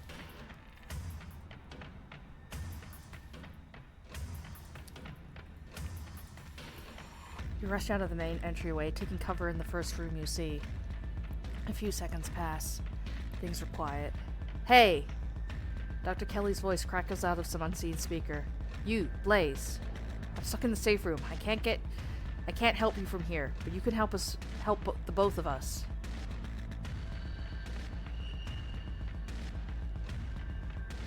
What, so you can keep poisoning him forever? Christ, is that how this happened? You helped him sleuth that out? Well, good job. Now you get to see why I would choose to give my own son lethal doses of poison every day. If I don't, he turns into a murder machine. Okay, but out of curiosity, is it a lethal dose of poison if it's not lethal to him because he's alive? Now listen to me. You're in the medical storage room, right? I need you to use the black taped key to get into the cabinet and bring me the elephant tranquilizers. It's a bottle labeled carfentanil. Bear tranquilizers. Clearly aren't gonna cut it anymore. An intercom system, huh, Doc? Good, you should hear this. Blaze, you don't have to do anything she says. I'm not gonna hurt anybody else, just her. If I don't, you and I both know she's just gonna shoot me full of elephant tranquilizers? Did I hear that right?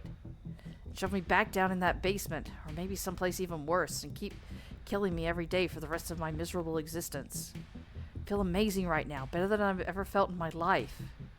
I'm not dangerous. She's just scared because she knows she has to finally pay for what she's taken from me.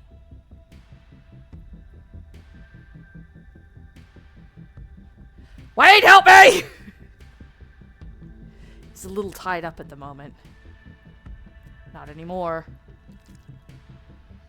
Reese cries out in pain. Ah, what the hell did you do to my shoulder? I'll handle it. Try to get somewhere safe until then. The two stagger off down the hallway. Quick, grab the tranquilizers and head to the safe room. Do as she says. The tranquilizers are easy to find, marked with a small square of black tape to match the key. She's certainly an organized woman. Head for the safe room. You make your way out of the medical storage room and back to the hallway where Dr. Kelly disappeared. As you approach, Dr. Kelly heaves open the door, slowly breaking apart the massive pane sealing it shut. Hurry up, I don't think I can keep it open for long. You slip past her into the safe room.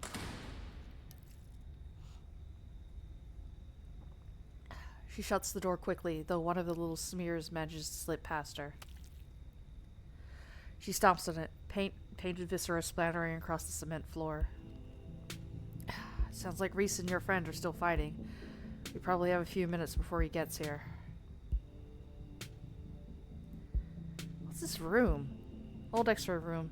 Lead walls. After I realized this whole situation was a possibility, I had the door reinforced with special remote-controlled locks. Glad it could finally come in handy. I don't know about glad. I don't think glad's the right word. Like, I prefer the have it and not need it than to need it and have it, considering yeah. Let's talk, Reese. Yeah, I bet you have some questions. Go ahead, I have nothing left to hide. When did you find out? A little after he hit puberty. He had all the usual changes and a few extra. Thickened nails, sharp teeth, elfish ears. I figured he might have some kind of genetic disorder. I had him checked out at a few specialists, but there's nothing obviously wrong with him. Then we had an argument, and he changed right in front of me. It was nothing like what he is now, just a couple of inches and some facial anomalies enough to be noticeable. I was scared. He could see that and stopped. I thought it was a one-off thing, or maybe a hallucination. The second time it wasn't as subtle, and it didn't go away as easily. That's when I knew for sure that this was something beyond my realm of expertise.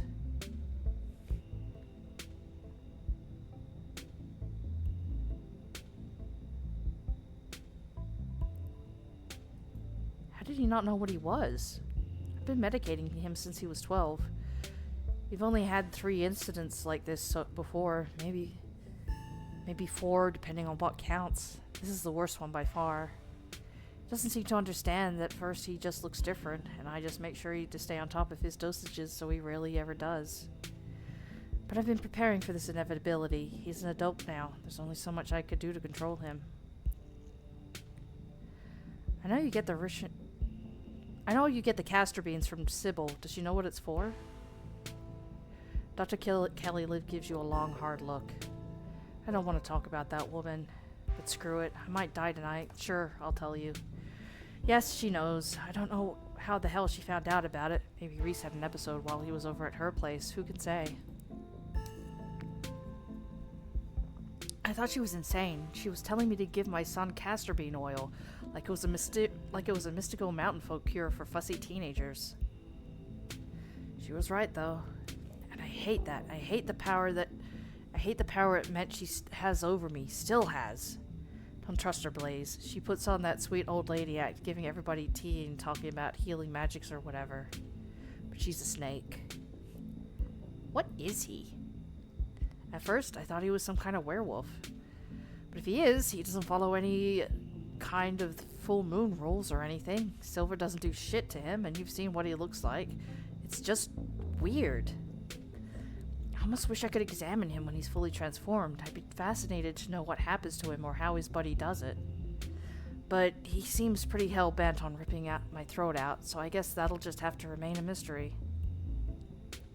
Was his dad similar? A strange little smile creeps onto Dr. Kelly's face. I wish I knew. Reese just kind of happened. I wasn't seeing anyone. I just woke up pregnant one day. I know how impossible that sounds. I'm a doctor, for Christ's sake.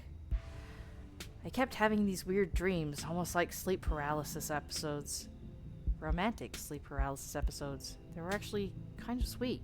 But they were just dreams.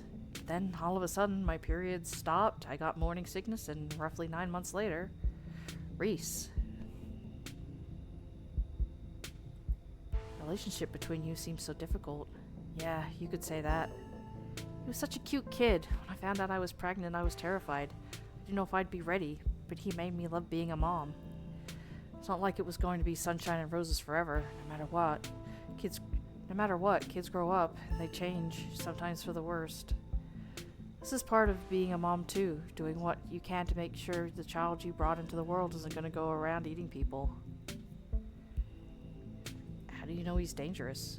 Well, he wants to murder me, so that's clue number 1. It's not like he's usually a violent kid, he's mostly just sad. But every now and again we butt heads, and that's usually when this side comes out. Imagine if this happened anytime he gets frustrated with anyone. Imagine he gets Zippies.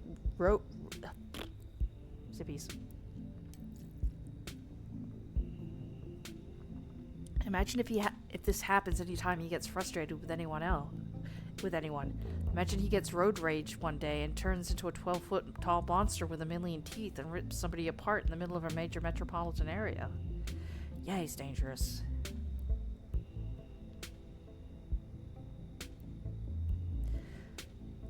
That doesn't mean he's dangerous. I mean, you are the biggest threat to him. Don't preach to me. Sure, right now I'm the focus of his ire, but who's to say he's not just going to find some new target once I'm out of the picture? I know what he's capable of, so it's my job to make sure he doesn't hurt anybody.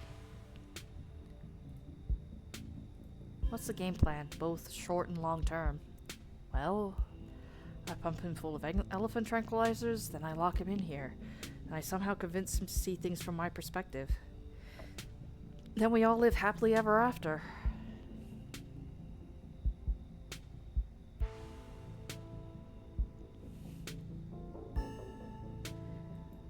There has to be some other way. This is just going to make him feel more trapped. It is. Especially since I'll have to isolate him even more now that he knows what's going on. He's going to hate me. But you gotta work with what you've been given, and what I've been given is an ethical dilemma where I can either let my son kill me, freeing him to go out and kill others, or imprison him for the rest of his life and force feed him poison to keep him controllable. Or the third option, kill him. I've decided which outcome I can live with. While we're at it, is there any other secrets you're keeping? You have it all. You have no idea how relieved I am to finally say all this shit out loud. Sit in silence and wait for Reese. You and Dr. Kelly sit in silence and wait for her son to make his way to you. The sound of distant breaking glass cuts through the silence of the clinic outside, the safe room. Shit, this might be gauge time. Get those tranquilizers ready. We have to get this door open before he crosses the hallway. Dr. Kelly opens the door. The two of you stare out into the hallway.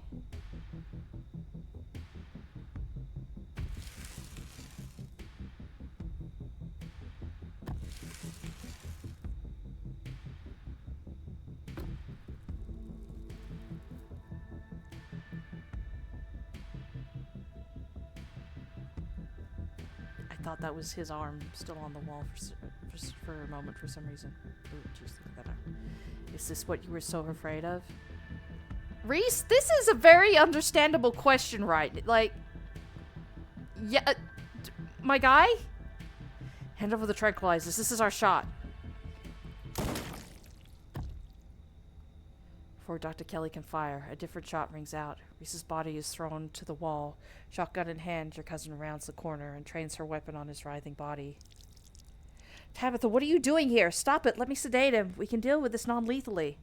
Are you insane? That thing was trying to kill you. Not right now, phone.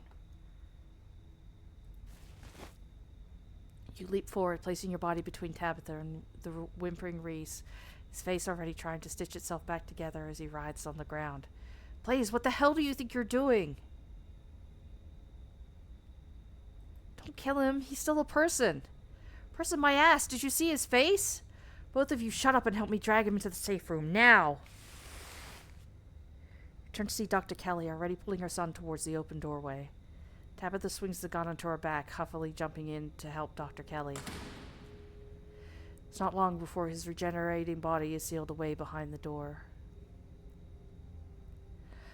Not exactly how I thought that would play out, but at least none of us are dead. If you've done any permanent damage to him, you're going to be the one paying for the medical supplies, Miss Scarlet. You aren't seriously going to keep that thing alive, are you? It's clearly dangerous. What makes you think you can keep it locked up? It's my son, Miss Scarlet. And despite appearances, he's still human. I prefer you to refer to him as such. And I've managed to keep him safely locked away and harmless for years. Sure, it'll be a little more difficult now that he knows about his condition, but that room is lined with lead. He's not going anywhere. He's human? Are you sure about that? Are we talking about the same guy? Trust me, I've done genetic tests. He's human, somehow. And it's my job as his mother to protect him, and to protect people from him. It's not a burden I take lightly. You don't have to worry about him getting out anytime soon.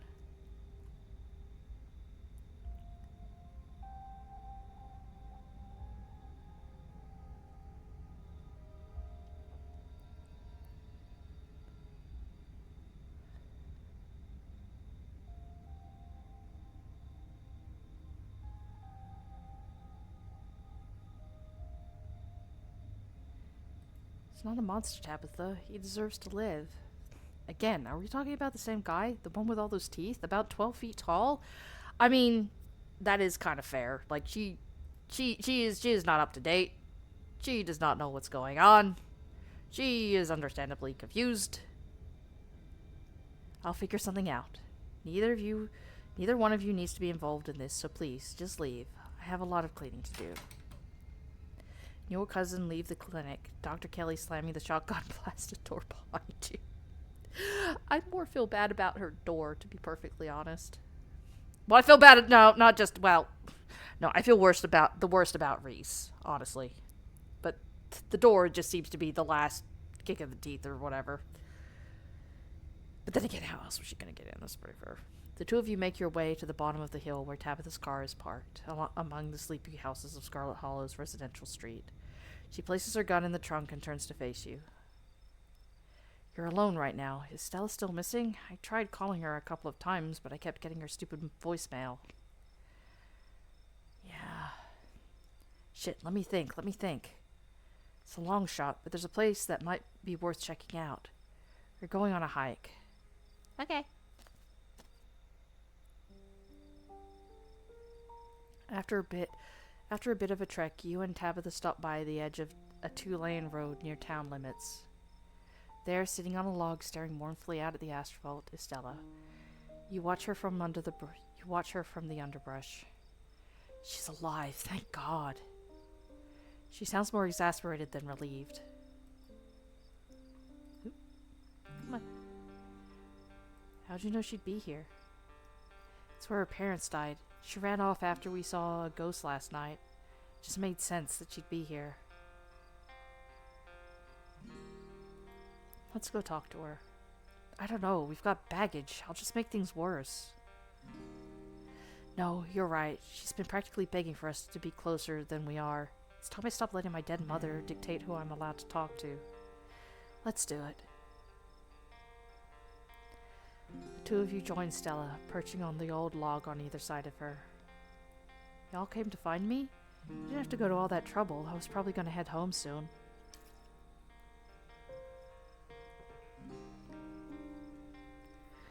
We had Blaze worried all day, you know. Went all over town looking for you.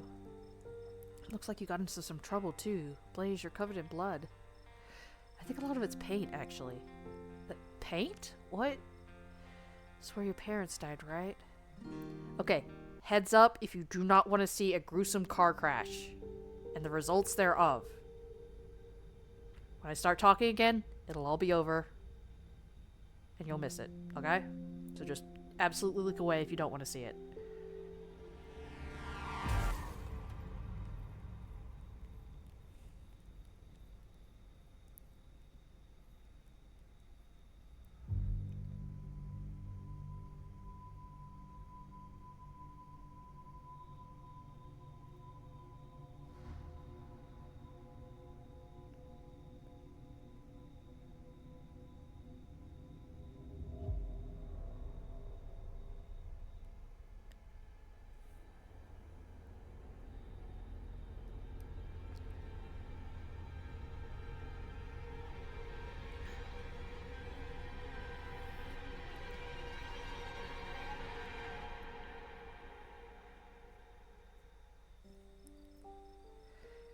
Okay.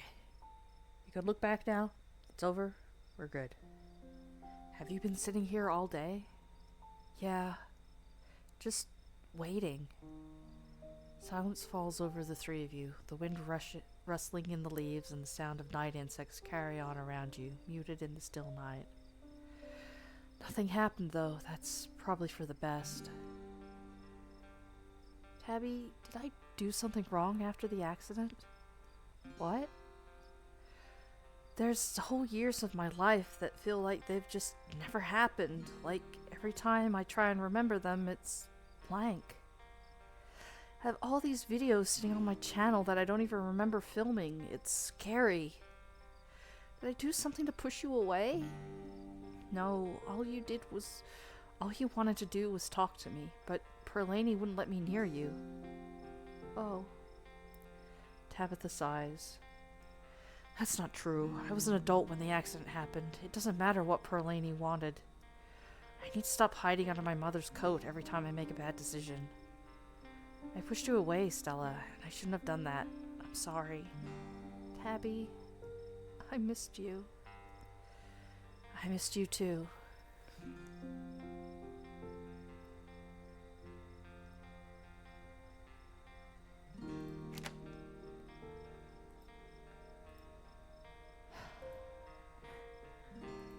The Dead Moms Club for bringing us together. Excuse me? She's just trying to add a bit of levity, Tabby. The Dead Moms Club. To the Dead Moms Club. The three of you stare out into the quiet night. I think the accident is probably why I got into ghost hunting. I think I just wanted to see them again. I wanted to know whether I even could. I never found anything, so I eventually gave up. Then last night happened, and I ran out here to see if maybe it would happen with them too. Even if it meant seeing the crash again, or seeing them all messed up and dead. I just wanted to see them. It's been a whole day, though. I don't think they're coming. Do you want to say goodbye? Stella sits in silence for a long moment, her breath slow and even. Goodbye. I love you. Don't worry about me. I'm gonna be fine. She's silent again, as if waiting for a response. No response comes. But she smiles, a lively glimmer returning to her sad eyes. That kind of felt better. I don't think I realized how much I'd kind of trapped myself in my own head. Thank you for breaking me out of it, you two. Stella straightens up, stretching her back. Gretchen wags her tail, tags jingling in the quiet night air. I know that, Stretch. That's the time to go home, Stretch. Thank the Lord I'll be sleeping in my own bed tonight. Thank you for talking some sense into this girl. We should probably head back, right? I haven't slept in a day. She doesn't need to. We cannot tell her. We can tell her later.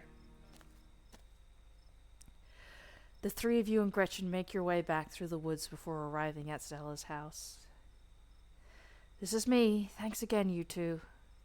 Come on, Blaze. I think there's a carton of scarlet ice cream. I think there's a carton of ice cream with the Scarlet name on it. Tabby, wait, before you go.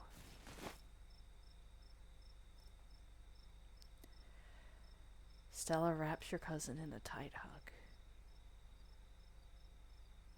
Don't be a stranger, okay? Never again, I promise. You and Tabitha quietly return to the estate and make your way to the kitchen, where she pulls out 2 pints of banana chocolate junk. She puts one on the table and wordlessly thrusts the other into your hands. I'm sure there's a lot you want to talk about, but we're both here, we're both safe, and we both have a long week. Let's just exist together. There's actually times where I'll just end the chapter here, just so they can, time together just a little bit more. there's another chapter, so... The two of you stand in the kitchen, quietly eating banana-flavored ice cream while Frou-Frou purrs gently out in her sleep nearby, an oasis of calm. But as Tabitha's spoon scrapes the bottom of her empty pint, the moment ends. All right, I'm off to bed. You should try and get some sleep, too. You're hoping for tomorrow was uneventful, right? Thanks for this. You're welcome. I know I'm not Stella, but do you want another hug? Hug time? Cousin hug time, maybe? Okay, good night. Your cousin leaves for her room, your body breaking down from the stress of the day's events. There's nothing left for you to do but to head to bed. Good night, Frou-Frou. Good night, dirty dishes that Janie apparently cleaned. Exhausted beyond belief, you stumble into your room and collapse on the bed. I still don't know why I don't just, pull the curtain shut and shut the fucking door. I mean, yeah, seriously. I mean, I know why about the door. That would be really hilarious. So I go to close the door and fucking scream. As your eyes sink, you realize something smells off about the room. It smells rotten. You jolt awake as the door creaks. Don't look so frightened. I was just going to say goodnight. To give you a word of advice. Tabitha won't be around tomorrow. Too busy at the mines. Forbidden places won't be forbidden without her there to stop you. And you might be surprised at what you find. Till then, sleep well. Wait. He pauses at the door. Yes? Did you know Reese was like that? I knew he was different. How exactly? I wasn't sure, but now I know.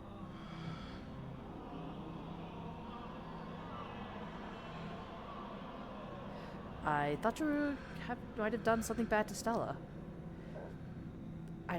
Didn't have to. She didn't have it in her to stand by your side.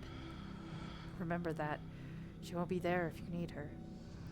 I mean, she kind of had her own shit going on, dude. Or are you just trying to, deter me from other people I might like? Just because I haven't flirted with her.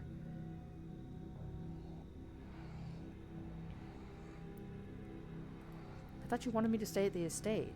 Aren't you going to lecture me? You were free to make your own decisions, and those decisions have been made. I know that something pulls at you, and now that it's started, I know that you cannot stop it until your task is finished. Or you cannot stop until your task is finished. I'll keep you safe while you do what you must.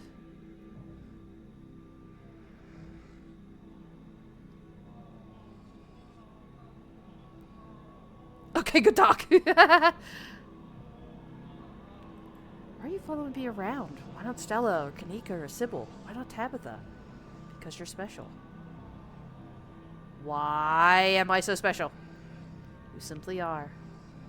Do you not feel the ties that bind us? They are unbreakable. I don't! Unless the game tells me. I have no fucking clue.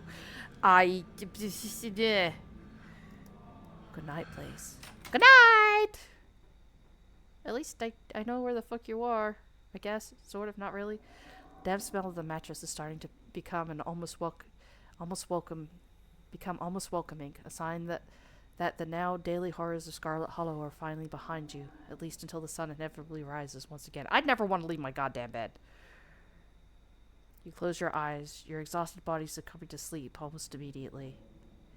As you drift off, you think of Reese, trapped in that tiny windowless room, all his greatest fears realized, his body no longer his own. But you stopped him from killing Dr. Kelly. The world, at least for now, is protected from him. And then you think of nothing. The end of episode 4. Episode 5 finally awaits. Okay, so we're obviously not going into the next game because next chapter because holy shit.